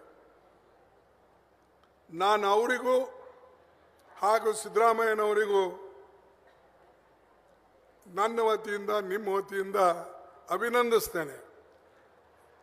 ಹೀಗೆ ಒಂದಾಗಿ ನೀವು ಹೋಗಿ ರಾಜ್ಯದ ಅಭಿವೃದ್ಧಿ ಕಡೆ ಹೆಚ್ಚಿನ ಗಮನವನ್ನು ಕೊಡ್ರಿ ಹೊರತಾಗಿ ನಾವು ಅಭಿವೃದ್ಧಿ ಬಿಟ್ಟು ಮಾತನಾಡಿದರೆ ಖಂಡಿತವಾಗಿ ಜನ ಎಂದು ನಮಗೆ ಮೆಚ್ಚೋದಿಲ್ಲ. ಈಗ ನಾನು ಇವತ್ತು AICC ಅಧ್ಯಕ್ಷನಾಗಿದ್ದೇನೆ. ಅದು ನಿಮ್ಮೆಲ್ಲರ ಗುಲ್ಬರ್ಗ ಜನತೆ ನನಗೆ ಕೊಟ್ಟಂಥ ಒಂದು ಕೊಡುಗೆ ಅಂದರೆ ತಪ್ಪಾಗ್ಲಿಕ್ಕಿಲ್ಲ. ಯಾಕಂದ್ರೆ ನೀವು ನನಗೆ ಮುಂದೆ ತರದೇ ಹೋಗಿದ್ರೆ, ಓಟ್ ಕಟ್ಟು ಬರದೇ ಹೋಗಿದ್ರೆ ಬಹುಶಃ ನಾ MLA ಆಗ್ತಿರ್ಲಿಲ್ಲ, MP ಆಗ್ತಿರ್ಲಿಲ್ಲ, ರಾಜ್ಯಸಭಾ ಮೆಂಬರ್ ಆಗ್ತಿರ್ಲಿಲ್ಲ, ಇವತ್ತು ಕಾಂಗ್ರೆಸ್ ಅಧ್ಯಕ್ಷನಾಗಿ ಇರ್ತಿರ್ಲಿಲ್ಲ. ಇದು ಎಲ್ಲನೂ ಕೂಡ ನಿಮ್ಮ ಪುಣ್ಯ. ಆದರೆ ಒಂದೊಂದು ಸಾರಿ ಹೆಜ್ಜೆ ತಪ್ತೀರಿ ನೀವು ಕೂಡ. ಸುಮ್ಮನೆ ಅದರಿಂದ ಏನಾಗ್ತದೆ, ಓಡೋರಿಗೆ ಕಾಲು ಹೊಡೆದಂಗೆ ಆಗ್ತದೆ. ನೀವಂತೂ ಓಡಲ್ಲ, ಆದರೆ ಯಾರು ಓಡ್ತಾರೋ ನಮ್ಮಂಥವ್ರಿಗೆ ಕಾಲು ಹೊಡೆದ್ರೆ ನಾನು ಅಲ್ಲೇ ಬೀಳ್ತೀನಿ, ನೀವು ಅಲ್ಲೇ ನಿಂದಿರ್ತೀರಿ. ಇಬ್ಬರು ಹೋಗ್ಬೇಕಲ್ಲ. ಒಂದು ಕಡೆ ಅಭಿವೃದ್ಧಿ ಆಗಬೇಕು, ಇನ್ನೊಂದು ಕಡೆ ಪ್ರಯತ್ನ ಮಾಡ್ತಕ್ಕಂಥ ವ್ಯಕ್ತಿಗಳು ಕೂಡ ನಿಮ್ಮಲ್ಲಿ ಇರಬೇಕು. ಇದನ್ನು ನಾವು ಅರ್ಥ ಮಾಡ್ಕೊಳ್ಬೇಕು. ಮತ್ತು ನಾನು ಈಗಾಗಲೇ ಬರುವಾಗ ನಮ್ಮ ಶಿವಕುಮಾರ್ಗೆ ಹೇಳಿದೆ, 2 ನ್ಯಾಷನಲ್ ಹೈವೇ ನಾವು ಮಂತ್ರಿ ಇದ್ದಾಗನೇ ಮಂಜೂರು ಮಾಡಿಸಿದ್ದೇವೆ. ಅದು ಕೆಲವು ಕಡೆ ಅರ್ಧ ಆಗಿದೆ. ಒಂದು ಸೋಲಾಪುರ್ಲಿಂದ ಅಕ್ಕಲ್ಕೋಟ್, ಅಫ್ಜಲ್ಪುರ್ ಮತ್ತು ಯಾದಗಿರ್, ರಾಯಚೂರು ಮತ್ತು ಬೆಂಗಳೂರು. ಇನ್ನೊಂದು ಬೀದರ್, ಗುಲ್ಬರ್ಗ, ಜೇವರ್ಗಿ, ಅಲ್ಲಿಂದ ಶಾಪುರ್, ಸುರ್ಪುರ್, ಹೀಗೆ ಆಗಿ ಹಿರಿಯೂರು ತನಕ ಇನ್ನೊಂದು ನ್ಯಾಷನಲ್ ಹೈವೇ ಇದೆ. ಇವು 2 4 ಲೈನ್ ಆದವು ಅಂದರೆ ನಮ್ಮ ಸಮಸ್ಯೆ ಬಗೆಹರಿಯುತ್ತದೆ. ಬಾಕಿ ಎಲ್ಲ ಕಡೆ ನೀವು ನೋಡಿ, ಬೆಂಗಳೂರಿಗೆ ಕನೆಕ್ಷನ್, ನೇರವಾಗಿ ಕನೆಕ್ಷನ್ ಎಲ್ಲ ಜಿಲ್ಲೆಗಳಿಂದಿದೆ. ಒಂದು ನಮ್ಮ ಬೀದರು, ಗುಲ್ಬರ್ಗ, ರಾಯಚೂರು, ಬಳ್ಳಾರಿ ಬಿಟ್ಟರೆ ಬಾಕಿ ಎಲ್ಲ ಜಿಲ್ಲೆಗಳಿಗೆ ಕನೆಕ್ಷನ್ ಇದೆ. ಅದಕ್ಕೆ ನಾನು ಹೇಳಿದೆ, ಸ್ವಲ್ಪ ಗಡ್ಕರಿ ಅವರು ಒಪ್ಪಿದ್ದಾರೆ, ಈ ಲ್ಯಾಂಡ್ ಅಕ್ವಿಸಿಷನ್ ನೀವು ಕೊಡಿ, ರೋಡ್ ನಾನು ಮಾಡಿಕೊಡ್ತೀನಿ ಅಂತ ಹೇಳಿ ನನಗೆ ಅವರು ಪ್ರತ್ಯಕ್ಷವಾಗಿ ಭೇಟಿಯಾದಾಗ ಮಾತು ಕೊಟ್ಟಿದ್ದಾರೆ. ಅದಕ್ಕೆ ನಾ ಲೆಟರ್ನು ಕೂಡ ಮೋದಿ ಅವರಿಗೂ ಬರೆದಿದ್ದೇನೆ, ಗಡ್ಕರಿಗೆ ಬರೆದಿದ್ದೇನೆ, ನಮ್ಮ ಸರ್ಕಾರಕ್ಕೂ ಬರೆದಿದ್ದೇನೆ. ಈ ಕಂಡೀಷನ್ ಇದೆ, ದಯವಿಟ್ಟು ಈ ಕಂಡೀಷನ್ಗೆ ನೀವು ಒಪ್ಕೊಂಡು ಎಲ್ಲಿ ಲ್ಯಾಂಡ್ ಅಕ್ವಿಸಿಷನ್ ಮಾಡಬೇಕೋ ಅಲ್ಲಿ ಮಾಡಿಕೊಡಿ, ಎಲ್ಲಿ ಸರ್ಕಾರಿ ಜಮೀನಿದೆ ಅಂಥ ಕಡೆ ನೇರವಾಗಿ ನಾವು ನಡೆಸ್ಕೊಳ್ಬೋದು. ಅದಕ್ಕೆ ಈ ಮಾತು ಶಿವಕುಮಾರ್ಗೆ ಯಾಕೆ ಹೇಳ್ತಾ ಇದ್ದೀನಿ ಅಂದರೆ, ಶಿವಕುಮಾರು ಈ ಸಿದ್ದರಾಮಯ್ಯ ಇಬ್ಬರು ಸೇರಿದ್ರೆ ನಮ್ಮ ಕೆಲಸ ಆಗ್ತದೆ, ಇಲ್ಲದ್ರೆ ಹಿಂಗಾದರೆ ಕಷ್ಟ. ಅದಕ್ಕೆ ನಾವೆಲ್ಲ ಹಿಂಗೆ ಹೋಗ್ಬೇಕು ಅಂತ ನಮ್ದು ಒಂದಿದೆ. ನಾನು ಹೇಳೋದೇನೆಂದರೆ, ಈ ಶಿವಕುಮಾರ್ ಸಿದ್ದರಾಮಯ್ಯ ಹಿಂಗೋದ್ರೆ ಸರಿ, ಹಿಂಗೋದ್ರೆ ನಮ್ಗೆ ತೊಂದರೆ. ಅದಕ್ಕೆ ನನಗೆ ನನಗೆ ನನಗೆ ನನಗೆ ರಸ್ತೆ ಬೇಕು, ನನಗೆ ಸ್ಕೂಲ್ ಬೇಕು, ನನಗೆ ನೀರಾವರಿ ಬೇಕು, ನನಗೆ ಆರೋಗ್ಯ ಕೇಂದ್ರಗಳು ಬೇಕು. ನಮ್ಮ ಜನ ಭಾಳ ಮುಗ್ಧ ಜನ. ಹೀಗೆ ನಮ್ಮ ಓಲ್ಡ್ ಮೈಸೂರಷ್ಟು ಹುಷಾರಿಲ್ಲ. ಅಲ್ಲಿ ನೀವು ನೋಡಿರ್ಬೇಕಾದ್ರೆ ಮಂಗಳೂರಿನಾಗ ನಮ್ಮಂಗೆ ಮಾತಾಡಿ ಅವ್ರು ತಾಳ್ತಾರೆ, ತಾಳಲ್ಲ. ಅವರು ಅರ್ಜಿ ಕೊಟ್ಟು ಕೇಳ್ತಾರೆ, ಏನ್ರಿ ಇದು ಇಷ್ಟು ದಿವಸ ಆಯಿತು, ಹಿಂಗಾಯ್ತು, ಹಿಂಗೆ. ನಮ್ಮಲ್ಲಿಲ್ಲ, ಅರ್ಜಿ ಕೊಟ್ಟ ಮೇಲೆ ಪಾಪ ಏನ್ರಿ ಎಷ್ಟು ದಿವಸ ಆಯಿತು, ಯಾರೂ ಮಾಡಲ್ರು, ನೀವು ಪುಣ್ಯ ಕಟ್ಕೊಳ್ರಿ, ಕೈ ಜೋಡಿಸಿ ಹೇಳ್ತಾರೆ. ಇಂಥ ಸಜ್ಜನ ಜನರಿಗೆ ನೀವು ಮೊದಲು ನೋಡಿ, ಆಮೇಲೆ ಬೇರೆಯವರು ಮತ್ತು ನಿಮಗೆ ಶಕ್ತಿ ಕೊಡೋರು ನಾವೇ. ಇಲ್ಲಿ ಇಷ್ಟೊಂದು ನಮಗೆ ಇವತ್ತು ಶಕ್ತಿ ಕಾಂಗ್ರೆಸ್ ಪಕ್ಷಕ್ಕೆ ಬಂದಿದ್ದು ಇವತ್ತು 5 6 MP ಗಳು, ಇನ್ನೊಂದು 7 MP ಗಳು ಈ ಭಾಗದಲ್ಲಿಂದ ಹೆಚ್ಚು ಕಡಿಮೆ ದಾವಣಗೆರೆ ಒಂದು ಬಿಟ್ಟರೆ ಈ ಭಾಗದಿಂದನೇ ಕಾಂಗ್ರೆಸ್ ಪಕ್ಷಕ್ಕೆ ನಿಮಗೆ ಶಕ್ತಿ ಕೊಟ್ಟಿದ್ದು. ಆ ಶಕ್ತಿ ಕೊಟ್ಟವರಿಗೆ ಸ್ವಲ್ಪ ಅವ್ರ ಹೊಟ್ಟಿಗೆ ಆರು ಹಾಕ್ತಕ್ಕಂಥದ್ದು ಮಾಡಿ, ಸ್ವಲ್ಪ ಪ್ರೋಟೀನ್ ಕೊಡಿ ಅವರಿಗೆ. ಅದನ್ನು ಕೊಟ್ಟರೆ ಡೆಫಿನೆಟ್ಲಿ ಎಲ್ಲರಿಗೂ ಒಳ್ಳೆಯದಾಗ್ತದೆ. ಮತ್ತು ಇವತ್ತು ನಮ್ಮ ಒಂದು ದೊಡ್ಡ ಸಾಧನೆಯೂ ಕೂಡ ನಾವು ಮಾಡೋಕ್ಕಾಗ್ತದೆ ಅಂತಕ್ಕಂಥ ಮಾತನ್ನು ಈ ಸಂದರ್ಭದಲ್ಲಿ ನಾನು ಹೇಳೋಕ್ಕೆ ಇಚ್ಛೆ ಪಡ್ತಾ ಇದ್ದೇನೆ. ಮತ್ತು ಯಾವುದೇ ಯೋಜನೆಗಳಿರಲಿ, ನೀವು ಕಲ್ಯಾಣದಿಂದ ಪ್ರಾರಂಭ ಮಾಡಿ, ಎಲ್ಲ ಸ್ವಲ್ಪ ಮೈಸೂರಿನಿಂದನೇ ಮಾಡಬೇಡಿ. ಕಲ್ಯಾಣದಿಂದ ಶುರು ಆದರೆ ನಿಮ್ಗೆ ಕಲ್ಯಾಣ ಆಗ್ತದೆ. ಆಮೇಲೆ ಮೈಸೂರಿನಿಂದ ಪ್ರಾರಂಭ ಆದರೆ ಅದು ಬೆಂಗಳೂರು ತನನೇ ಬರ್ತದೆ. ಕಲ್ಯಾಣದಿಂದ ಶುರು ಆದರೆ ಕಲ್ಯಾಣ ಕ್ರಾಂತಿ ಆದಂಗೆ ಇಡೀ ಮೈಸೂರುವರೆಗೆ ಕೊಳೆಗಲ್ವರೆಗೆ ಹೋಗ್ತದೆ. ಅದಕ್ಕೆ ದಯವಿಟ್ಟು ಈ ಕಡೆ ಎಲ್ಲರೂ ಗಮನ ಹರಿಸಬೇಕು ಅಂಥೇಳಿ ಕೇಳಿಕೊಂಡು, ಇವತ್ತು ಭಾಳ ನೀವೆಲ್ಲರೂ ಕೂಡ ಸಮಾಧಾನವಾಗಿ ಮಾತು ಕೇಳಿದಕ್ಕಾಗಿ ನಿಮಗೆ ನಾನು ವಂದಿಸಿ ನನ್ನ ಮಾತನ್ನು ಮುಗಿಸ್ತೇನೆ.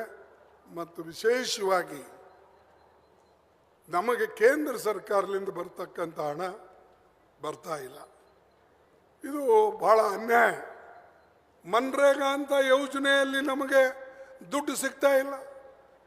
ಮನ್ರಂಗೆ ಅಂತ ಯೋಜನೆಯಲ್ಲಿ ಬರೇ ವರ್ಷಕ್ಕೆ 40 ದಿನ ಕೆಲಸ ಸರಾಸರಿ. ಆಮೇಲೆ 4% ಜನರಿಗೆ ಮಾತ್ರ 100 ದಿವಸಿನ ಕೆಲಸ ಸಿಗ್ತದೆ. ಉಳಿದವರಿಗೆ ಸರಾಸರಿ 40 ದಿವಸಿನ ಕೆಲಸ ಸಿಗಲ್ಲ. ಅದಕ್ಕೆ ಯಾವ ಯೋಜನೆ ಮಹಾತ್ಮ ಗಾಂಧೀಜಿಯವರ ಹೆಸರಿನಲ್ಲಿದೆ ಆ ಯೋಜನೆಗೆ ಕೇಂದ್ರ ಸರ್ಕಾರ ಮುಂದೆ ಬಂದು ಹಣ ಕೊಡಬೇಕು ಮತ್ತು ಬಡವರಿಗೆ ಅದರಿಂದ ಅನುಕೂಲ ಆಗ್ತದೆ ಅನ್ನತಕ್ಕಂಥ ಮಾತನ್ನು ನಾನು ವಿಶೇಷವಾಗಿ ಹೇಳೋಕ್ಕೆ ಇಲ್ಲಿ ನಿಂತಿದ್ದೇನೆ. ಅದೇ ರೀತಿಯಾಗಿ ಇವತ್ತು ನಾನು ಹೇಳಬೇಕಾದ್ರೆ, ನಾನು ಭಾಳ ಅತಿ ಹೇಳಿದ್ರೂ ಕಷ್ಟ ಆಗ್ತದೆ, ಆದರೂ ಪರವಾಗಿಲ್ಲ. ನಾನು ನಿಮ್ಮ ಮುಂದೆ ಕೆಲವು ಅಂಶಗಳನ್ನು ಬಿಟ್ಟು 1 ಮಿನಿಟ್ನಾಗೆ ನನ್ನ ಭಾಷಣ ಮುಗಿಸ್ತೀನಿ. ನೋಡಿ, ಒಬ್ಬ ಮನುಷ್ಯ ಎಷ್ಟು ಸುಳ್ಳು ಆಡಬೇಕು? ನೀವೇನಂದ್ರೆ ಲೆಕ್ಕಕ್ಕೆ ನಿಮ್ಗೆ ಎಷ್ಟು ತೊಂದರೆ ಆದ್ರೂ ಕೂಡ ನೀವು ಲೆಕ್ಕಕ್ಕೆ ತೆಗೆದುಕೊಳ್ಳೋದಿಲ್ಲ. 11 ವರ್ಷದಲ್ಲಿ ಮೋದಿಯವರು 11 ದೊಡ್ಡ ಸುಳ್ಳುಗಳನ್ನು ಹೇಳಿದ್ದಾರೆ. ದೊಡ್ಡ ಸುಳ್ಳು, ಸಣ್ಣ ಅಲ್ಲ. ಈಗ ಬರ್ತೀನಿ ನಡಿ, ಇದು ಮಾಡ್ತೀನಿ ನಡಿ, ಇಂಥವಲ್ಲ. ದೊಡ್ಡ ಸುಳ್ಳು 11. ಮೊದಲನೇದೇನು, ಹೊರಗಿನ ಹಣ ತಂದು ನಿಮಗೆ 15 ಲಕ್ಷ ರೂಪಾಯಿ ನಿಮ್ಮ ಜೋಬಿನಲ್ಲಿ ಹಾಕ್ತೀನಿ ಅಂತ ಹೇಳಿದರು. ಹಾಕಿದ್ರ? ಇದು ಸುಳ್ಳಲ್ಲ? ಎರಡನೇ ಸುಳ್ಳು, ಪ್ರತಿ ವರ್ಷ 2 ಕೋಟಿ ನಿಮಗೆ ನೌಕರಿಗಳನ್ನು ಕೊಡ್ತೀನಿ ಅಂತ ಹೇಳಿದ್ರು. ಆದ್ರೆ ಸಿಗಲಿಲ್ಲ. ಆದ್ರೆ ಯಾಕೆ ನಮ್ಮ ಯುವಕರು ಈ ಬೆಂಬಲ ಕೊಡ್ತಾರೆ ಅನ್ನೋದೇ ನನಗೆ ಗೊತ್ತಿಲ್ಲ.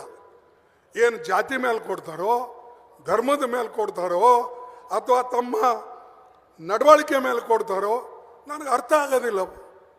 ಅರೆ, ಯಾರು ಬಡವರ ಸಲುವಾಗಿ ಕೆಲಸ ಮಾಡಿದಾರೋ, ಗುಂಡೇಟು ತಿಂದು ಸತ್ತೋಗಿದಾರೋ, ದೇಶಕ್ಕೆ ಸ್ವಾತಂತ್ರ್ಯ ತಂದು ಕೊಟ್ಟಿದಾರೋ ಅವ್ರದ್ದು ಖಬರೇ ಇಲ್ಲ ನಿಮಗೆ. ಮೂರನೇ ಸುಳ್ಳು, ಪೆಟ್ರೋಲ್ ಡೀಸೆಲ್ ಇದರ ಕಿಮ್ಮತ್ ಕಡಿಮೆ ಮಾಡ್ತೀನಿ ಅಂದರು. ಎಲ್ಲಿ ಮಾಡಿದ್ರ? ಉಲ್ಟಾ ಪೆಟ್ರೋಲ್ ಡೀಸೆಲ್ ಹೆಚ್ಚಿಗಾಗಿದೆ. ನಮ್ಮ ಕಾಲದಾಗ ಏನಿತ್ತು UPA ಸರ್ಕಾರದಾಗ, ಇವತ್ತು ಅದರದಕ್ಕಿಂತ 40-50% ಹೆಚ್ಚಿಗೆ ಆಗಿದೆ. ನಾಲ್ಕನೇ ಸುಳ್ಳು, 2022ರಲ್ಲಿ ನಾನು ಗಂಗಾ ನದಿ ಬಹಳ ಕ್ಲೀನ್ ಮಾಡ್ತೀನಿ ಅಂತ ಹೇಳಿದ್ರು ಅವ್ರು ಹೇಳಿದ್ದೆ, ನಾ ಹೇಳಿದಲ್ಲ. ये गंगा माँ को मैं पूरा साफ कर दूंगा, पीने लायक वहां पर पानी होगा. कहाँ है भाई पानी? वहां पीने लायक गंगा नदीनु क्लीन ಮಾಡಲಿಲ್ಲ. ಐದನೇ ಸುಳ್ಳು, ಮೇಕ್ ಇನ್ ಇಂಡಿಯಾ ಮ್ಯಾನುಫ್ಯಾಕ್ಚರಿಂಗ್ 2022ರಲ್ಲಿ 10 ಕೋಟಿ ಹೊಸ ಮ್ಯಾನುಫ್ಯಾಕ್ಚರಿಂಗ್ ಜನರಿಗೆ ನೌಕರಿ ಕೊಡ್ತೀನಿ ಅಂತ ಹೇಳಿದ್ರು. ಅದು ಆಗಲಿಲ್ಲ. ಇನ್ನೊಂದು 6ನೇ ಸುಳ್ಳು, 2022ರಲ್ಲಿ ಎಲ್ಲ ಭಾರತೀಯರಿಗೆ ಪಕ್ಕಾ ಮನೆ ಮಾಡಿಕೊಡ್ತೀನಿ ಅಂದರು. ಆ ಪಕ್ಕಾ ಮನೆಗಳು ಇನ್ನೂ ಅರ್ಧನೂ ಆಗಿಲ್ಲ. 7ನೇ ಸುಳ್ಳು, ರೈತರಿಗೆ ಅವ್ರ ಆಮದಾನಿ ಡಬಲ್ ಮಾಡ್ತೀನಿ ಅಂತ ಹೇಳಿದ್ರು. 2 ಪಟ್ಟು ಆಯ್ತಾ? 2 ಪಟ್ಟು ಇಲ್ಲ. ಇದು ಅವ್ರದ್ದು 7ನೇ ಸುಳ್ಳು. 8ನೇ ಸುಳ್ಳು, ನೋಟ್ಬಂದಿ ಮಾಡ್ದ. ಹೇಳಿದ್ರು ಏನಂದ, ಮಿತ್ರೋ मुझे सिर्फ 50 दिन दो, 50 दिन में अगर मैं काम नहीं करूंगा तो मुझे किसी भी चौरास्ता पे ठहरा कर मार दो, खड़ा होकर मुझे सजा दे दो. ಇದು 8ನೇ ಸುಳ್ಳು. ಅರೆ, ಅದರಲ್ಲಿಂದೇನೂ ಲಾಭ ಆಗಲಿಲ್ಲ. ಬಡವರು ಹಣ ಹೋಯ್ತು. ಎಷ್ಟೋ ಜನ ಪರೇಶಾನ್ ಆದರು. 1000 ರೂಪಾಯಿ ನೋಟು 200 ರೂಪಾಯಿದಾಗ ಮಾರ್ಕೊಂಡ್ರು. ಅದೇ ರೀತಿಯಾಗಿ ಅವರು 9ನೇ ಸುಳ್ಳು ಹೇಳಿದ್ರು. ಯಾವುದು? ಅವ್ರ ಊರ್ಲಿಂದನೇ, ಅಹಮದಾಬಾದ್ಲಿಂದ ಬೊಂಬೈ ತನ ಬುಲೆಟ್ ಟ್ರೈನ್ ತರ್ತೀನಿ ಅಂದರು. 2022ರಾಗ ತಂದು ಬಿಡ್ತೀನಿ ಅಂದರು. ಈಗ 2022 ಹೋಯ್ತು, ಈಗ 25 ಬಂದಿದೆ. ಇನ್ನೂ ಅರ್ಧದಷ್ಟು ಕೆಲಸ ಆಗಿಲ್ಲ. 10ನೇ ಸುಳ್ಳು, PM ಕಿಸಾನ್ ಯೋಜನಾ ಇದು ಮಾಡಿದ್ರು. ಇದರಿಂದ ಕೂಡ ರೈತರಿಗೆ ಲಾಭ ಆಗಲಿಲ್ಲ. 11ನೇ ಸುಳ್ಳು, ಹೊರಗಡೆ ಏನು ಶ್ರೀಮಂತರು ಓಡಿ ಹೋಗಿದ್ದಾರೋ ಇಲ್ಲೆಲ್ಲ ಬ್ಯಾಂಕ್ಲಿಂದ ಲೋನ್ ತಗೊಂಡು ಅವರಿಗೆ ಹಿಡ್ಕೊಂಡು ಬಂದು ಜೈಲಿಗೆ ಹಾಕ್ತೀನಿ ಅಂತ ಹೇಳಿದ್ರ. ಯಾರಿಗಾರ ತಂದು ಒಳಗೆ ಹಾಕಿದ್ರ? ಹಿಂಗೆ ಇವು 11 ವರ್ಷದಲ್ಲಿ ಮೋದಿ ಅವ್ರದ್ದು 11 ದೊಡ್ಡ ಸುಳ್ಳುಗಳು. ಇವು ಬಾಕಿವಂತೂ ಬಿಟ್ಬಿಡಿ ಚಲ್ರೆ, ಮೈ ಓ ಕರುಂಗ ಮೈಯೇ ಕರುಂಗ. ಈಗ ನಮ್ಮಲ್ಲೇ ರೈಲ್ವೆ ಬೋಗಿ ಇದೆ, ಅದನ್ನು ಮಾಡಿ ಅಂತ ನಾ ಪತ್ರ ಬರೆದು ಎಷ್ಟು ದಿವಸ ಆಯ್ತು. ಎಲ್ಲರಿಗೆ ಬರೆದಿದ್ದೇನೆ, ರೈಲ್ವೆ ಮಿನಿಸ್ಟರ್ಗೆ, ಆಮೇಲೆ ಪ್ರಧಾನಮಂತ್ರಿಗೆ, ಎಲ್ಲರಿಗೂ ಕೂಡ ಬರೆದಿದ್ದೇವೆ. ಏನು ಪ್ರಯೋಜನ ಇಲ್ಲ. ಅದೇ ರೀತಿಯಾಗಿ ಯಾವ್ಯಾವ ಅವರು ಮಾತು ಕೊಟ್ಟಿದ್ರು, ನ್ಯಾಷನಲ್ ಹೈವೇದಿರಲಿ, ರೈಲ್ವೆದಿರಲಿ, ರೈಲ್ವೆ ಬೋಗಿದಿರಲಿ, ಇಂಥ ಎಲ್ಲ ಕೆಲಸಕ್ಕೆ ನಾವು ಬರೆದಿದ್ದೇವೆ. ಸಂದರ್ಭ ಬಂದಾಗ ಅದು ಪಾರ್ಲಿಮೆಂಟ್ನು ಕೂಡ ಮತ್ತು ನಾವು ಎತ್ತೇವೆ. ನಾನು ಯಾಕೆ ಈ ಮಾತು ಹೇಳ್ತೀನಿ ಅಂದರೆ, ಸುಳ್ಳಾಡಬಾರ್ದು. ಸುಳ್ಳಾಡಿದರೆ ಮತ್ತೆ ನಿಮಗೆ ಯಾರೂ ನಂಬೋದಿಲ್ಲ. ಅದಕ್ಕೆ ಎಷ್ಟೋ ಸಲ ನಾನು ಸುಮಾರು 11 ಎಲೆಕ್ಷನ್ ಗೆದ್ದಿದ್ದೀನಿ. 12ನೇ ಎಲೆಕ್ಷನ್ ನಾನು ರಾಜ್ಯಸಭಾದಲ್ಲಿ ಗೆದ್ದಿದ್ದೀನಿ. 12 ಎಲೆಕ್ಷನ್ ಗೆದ್ದರೂ ಕೂಡ ನಾ ಯಾರಿಗೂ ಕೂಡ ಹೇಳಿಲ್ಲ ಇಂಥ ಕೆಲಸನ ಮಾಡೇ ಕೊಡ್ತೀನಂತ. ನಾ ಅವ್ರಿಗೆ ಹೇಳಿದ್ದು, ನನ್ನ ಕೈಲಾದಷ್ಟು ಇದು ಮಾಡ್ತೀನಿ, ನಿಮಗೆ ಯೋಗ್ಯವಾದಂಥ ಪರಿಣಾಮ ಆಗಂಗೆ ತೋರಿಸ್ತೀನಿ ಅಂತ ಹೇಳಿ ಯಾವಾಗಲೂ ನಾ ನಿಜ ಹೇಳ್ಕೋತ ಬಂದಿದ್ದಕ್ಕಾಗೆ ನಿಮ್ಮ ಆಶೀರ್ವಾದದಿಂದ ಇವತ್ತು AICC ಅಧ್ಯಕ್ಷನಾಗಕ್ಕೆ ಸಾಧ್ಯ ಆಯ್ತು. ಇವರೆಲ್ಲ ಸುಳ್ಳಾಡ್ತಾರ್ರಿ. ನೀವು ಅವ್ರ ಮಾತು ಕೇಳಬೇಡಿ. ಅವ್ರ ಮಾತು ಕೇಳಿ ಕೆಟ್ಟು ಹೋದ್ರೆ ಅಂದರೆ ಮತ್ತೆ ನಮಗೆ ಹಿಂದಿಗಿನ ಕಾಲನೇ ಬರ್ತಾವೆ. ಬಾಕಿ ಮಾತಾಡಕ್ಕೆ ನಾ ಹೋಗಲ್ಲ. ಇವು ಇದ್ದಿದ್ದು ಮಾತಾಡ್ತೀನಿ. ಬಾಕಿದೇನು ಮಾತಾಡೋದು ಅದು ಶಿವಕುಮಾರ್ ಅವರಿಗೆ ಇವರಿಗೆಲ್ಲ ಬಿಟ್ಟಿದ್ದೀನಿ. ಅವ್ರು ಮಾತಾಡಲಿ.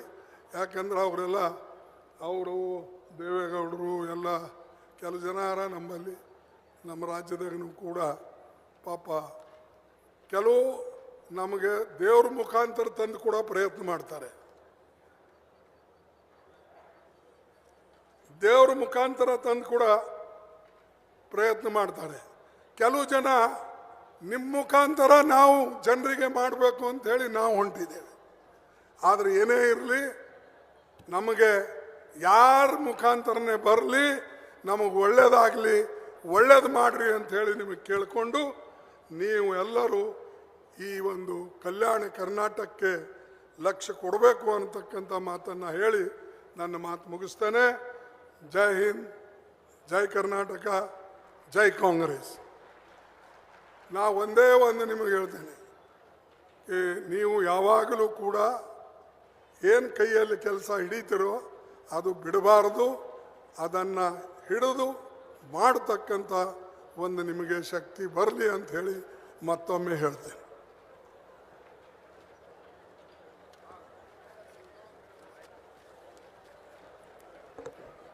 ಸಭಿಕರನ್ನು ಉದ್ದೇಶಿಸಿ ಮಾತನಾಡಿದಂತಹ ರಾಜ್ಯಸಭಾ ವಿರೋಧ ಪಕ್ಷದ ನಾಯಕರಾದಂತಹ ಡಾಕ್ಟರ್ ಮಲ್ಲಿಕಾರ್ಜುನ ಖರ್ಗೆ ಅವರಿಗೆ ಧನ್ಯವಾದಗಳು. ಈಗ ಜೇವರ್ಗಿ ಹಾಗೂ ಕಲಬುರಗಿ ಜನತೆಯ ವತಿಯಿಂದ ಡಾಕ್ಟರ್ ಮಲ್ಲಿಕಾರ್ಜುನ ಖರ್ಗೆ ಅವರಿಗೆ ಪೌರ ಸನ್ಮಾನ ಗೌರವಾರ್ಪಣೆ. ದಯಮಾಡಿ ಡಾಕ್ಟರ್ ಮಲ್ಲಿಕಾರ್ಜುನ ಖರ್ಗೆ ಅವರು ಈ ಸನ್ಮಾನವನ್ನು ಸ್ವೀಕರಿಸಬೇಕಾಗಿ ಕೋರಿಕೆ. ಬಂಧುಗಳೇ, ಇದಾದ ಮೇಲೆ ವಂದನಾರ್ಪಣೆ ಇರುತ್ತೆ. ನಿಮಗೆ ಊಟದ ಚಿಂತೆ ಬೇಡ, ಊಟದ ವ್ಯವಸ್ಥೆ ಇದೆ. ಭೋಜನವನ್ನು ಸ್ವೀಕರಿಸಿ ನಿಮ್ಮ ಸ್ವಸ್ಥಾನಗಳಿಗೆ ಅತ್ಯಂತ ಸುರಕ್ಷಿತವಾಗಿ ತಲುಪಿ. ಗೌರವವನ್ನು ಸ್ವೀಕರಿಸುತ್ತಿರುವಂತಹ ಡಾಕ್ಟರ್ ಮಲ್ಲಿಕಾರ್ಜುನ ಖರ್ಗೆ ಅವರಿಗೆ ಮತ್ತೊಮ್ಮೆ ವಂದನೆಗಳು. ಹಾಗೆಯೇ ಅನೇಕ ಸಂಘ ಸಂಸ್ಥೆಗಳು ಸಹ ಅಭಿಮಾನಿಗಳಿದ್ದಾರೆ. ಅಭಿಮಾನ ಪೂರ್ವಕವಾಗಿ ಡಾಕ್ಟರ್ ಮಲ್ಲಿಕಾರ್ಜುನ ಖರ್ಗೆ ಹಾಗೂ ಉಪಮುಖ್ಯಮಂತ್ರಿಗಳಾದ ಶ್ರೀ DK ಶಿವಕುಮಾರ್ ಅವರಿಗೂ ಸಹ ಧನ್ಯತಾ ಭಾವವನ್ನು ಹೇಳುವಂತಹ ಈ ಸಂದರ್ಭ. ಆ ಧನ್ಯತಾ ಭಾವವನ್ನು ಪುಸ್ತಕದ ಮೂಲಕ ಈ ಸಂಸ್ಥೆಯ ಪದಾಧಿಕಾರಿಗಳು ತಿಳಿಸಿದ್ದಾರೆ. ಅವರಿಗೂ ಸಹ ಧನ್ಯವಾದಗಳು. ಇನ್ನು ಕಾರ್ಯಕ್ರಮದ ಕೊನೆಯಲ್ಲಿ ಕಾರ್ಯಕ್ರಮದ ಯಶಸ್ಸಿಗೆ ಸಹಕರಿಸಿದಂತಹ ಎಲ್ಲರಿಗೂ ಸಹ ವಂದನಾರ್ಪಣೆಯನ್ನು ಸಲ್ಲಿಸ್ತಾ ಇದ್ದಾರೆ ಶ್ರೀಯುತ ಎನ್ ಶ್ರೀನಿವಾಸ್ KAS ಪ್ರಧಾನ ಇಂಜಿನಿಯರ್ ಇವರಿಂದ. ಮಹನೀಯರೇ ಮತ್ತು ಮಹಿಳೆಯರೇ, ಕರ್ನಾಟಕ ರಾಜ್ಯದ 2 ಮಹತ್ವದ ಕಾರ್ಯಕ್ರಮಗಳ ಘೋಷಣೆ ಮತ್ತು ಚಾಲನೆಗೆ ಆಗಮಿಸಿರ್ತಕ್ಕಂಥ ಸನ್ಮಾನ್ಯ ಡಾಕ್ಟರ್ ಮಲ್ಲಿಕಾರ್ಜುನ ಖರ್ಗೆ, ಮಾನ್ಯ ವಿರೋಧ ಪಕ್ಷದ ನಾಯಕರು ಹಾಗೂ ಸಂಸದರು, ರಾಜ್ಯಸಭೆ ಇವರಿಗೆ ಕರ್ನಾಟಕ ಸರ್ಕಾರದ ಪರವಾಗಿ ಮತ್ತು ಗ್ರಾಮೀಣಾಭಿವೃದ್ಧಿ ಮತ್ತು ಪಂಚಾಯತ್ ರಾಜ್ ಇಲಾಖೆಯ ಪರವಾಗಿ ಹೃತ್ಪೂರ್ವಕ ಧನ್ಯವಾದಗಳನ್ನು ಅರ್ಪಿಸ್ತೇವೆ. ಅದೇ ರೀತಿ ಸನ್ಮಾನ್ಯ ಉಪಮುಖ್ಯಮಂತ್ರಿಗಳಾದ DK ಶಿವಕುಮಾರ್ ಸಾಹೇಬರು ಬಂದು ಕಲ್ಯಾಣ ಪಥ ಯೋಜನೆಯನ್ನು ಚಾಲನೆಗೊಳಿಸಿದ್ದಕ್ಕೆ ಅವರಿಗೂ ಸಹ ಹೃತ್ಪೂರ್ವಕ ವಂದನೆಗಳನ್ನು ಸಲ್ಲಿಸ್ತಾ ಇದ್ದೇವೆ. ನಮ್ಮ ಗ್ರಾಮೀಣಾಭಿವೃದ್ಧಿ ಮತ್ತು ಪಂಚಾಯತ್ ರಾಜ್ ಸಂಸ್ಥೆಯ ಸನ್ಮಾನ್ಯ ಮಂತ್ರಿಗಳಾದ ಶ್ರೀ ಪ್ರಿಯಾಂಕ್ ಖರ್ಗೆ ಸಾಹೇಬರು ಮತ್ತು ಕಲ್ಯಾಣ ಕರ್ನಾಟಕ ಪ್ರದೇಶಾಭಿವೃದ್ಧಿ ಮಂಡಳಿ ಅಧ್ಯಕ್ಷರಾದ ಶ್ರೀ ಅಜಯ್ ಧರ್ಮ್ ಸಿಂಗ್, ಗುಲ್ಬರ್ಗಾ ಮತ್ತು ಇತರೆ ಕಲ್ಯಾಣ ಕರ್ನಾಟಕದ 7 ಜಿಲ್ಲೆಗಳ ಎಲ್ಲ ಸಚಿವರು, ಶಾಸಕರು, MLC, ಮಾನ್ಯ ವಿಧಾನ ಪರಿಷತ್ ಸದಸ್ಯರು ಮತ್ತು ಮಾನ್ಯ ಸಂಸದರು ಇವರೆಲ್ಲರೂ ಈ ಕಾರ್ಯಕ್ರಮಕ್ಕೆ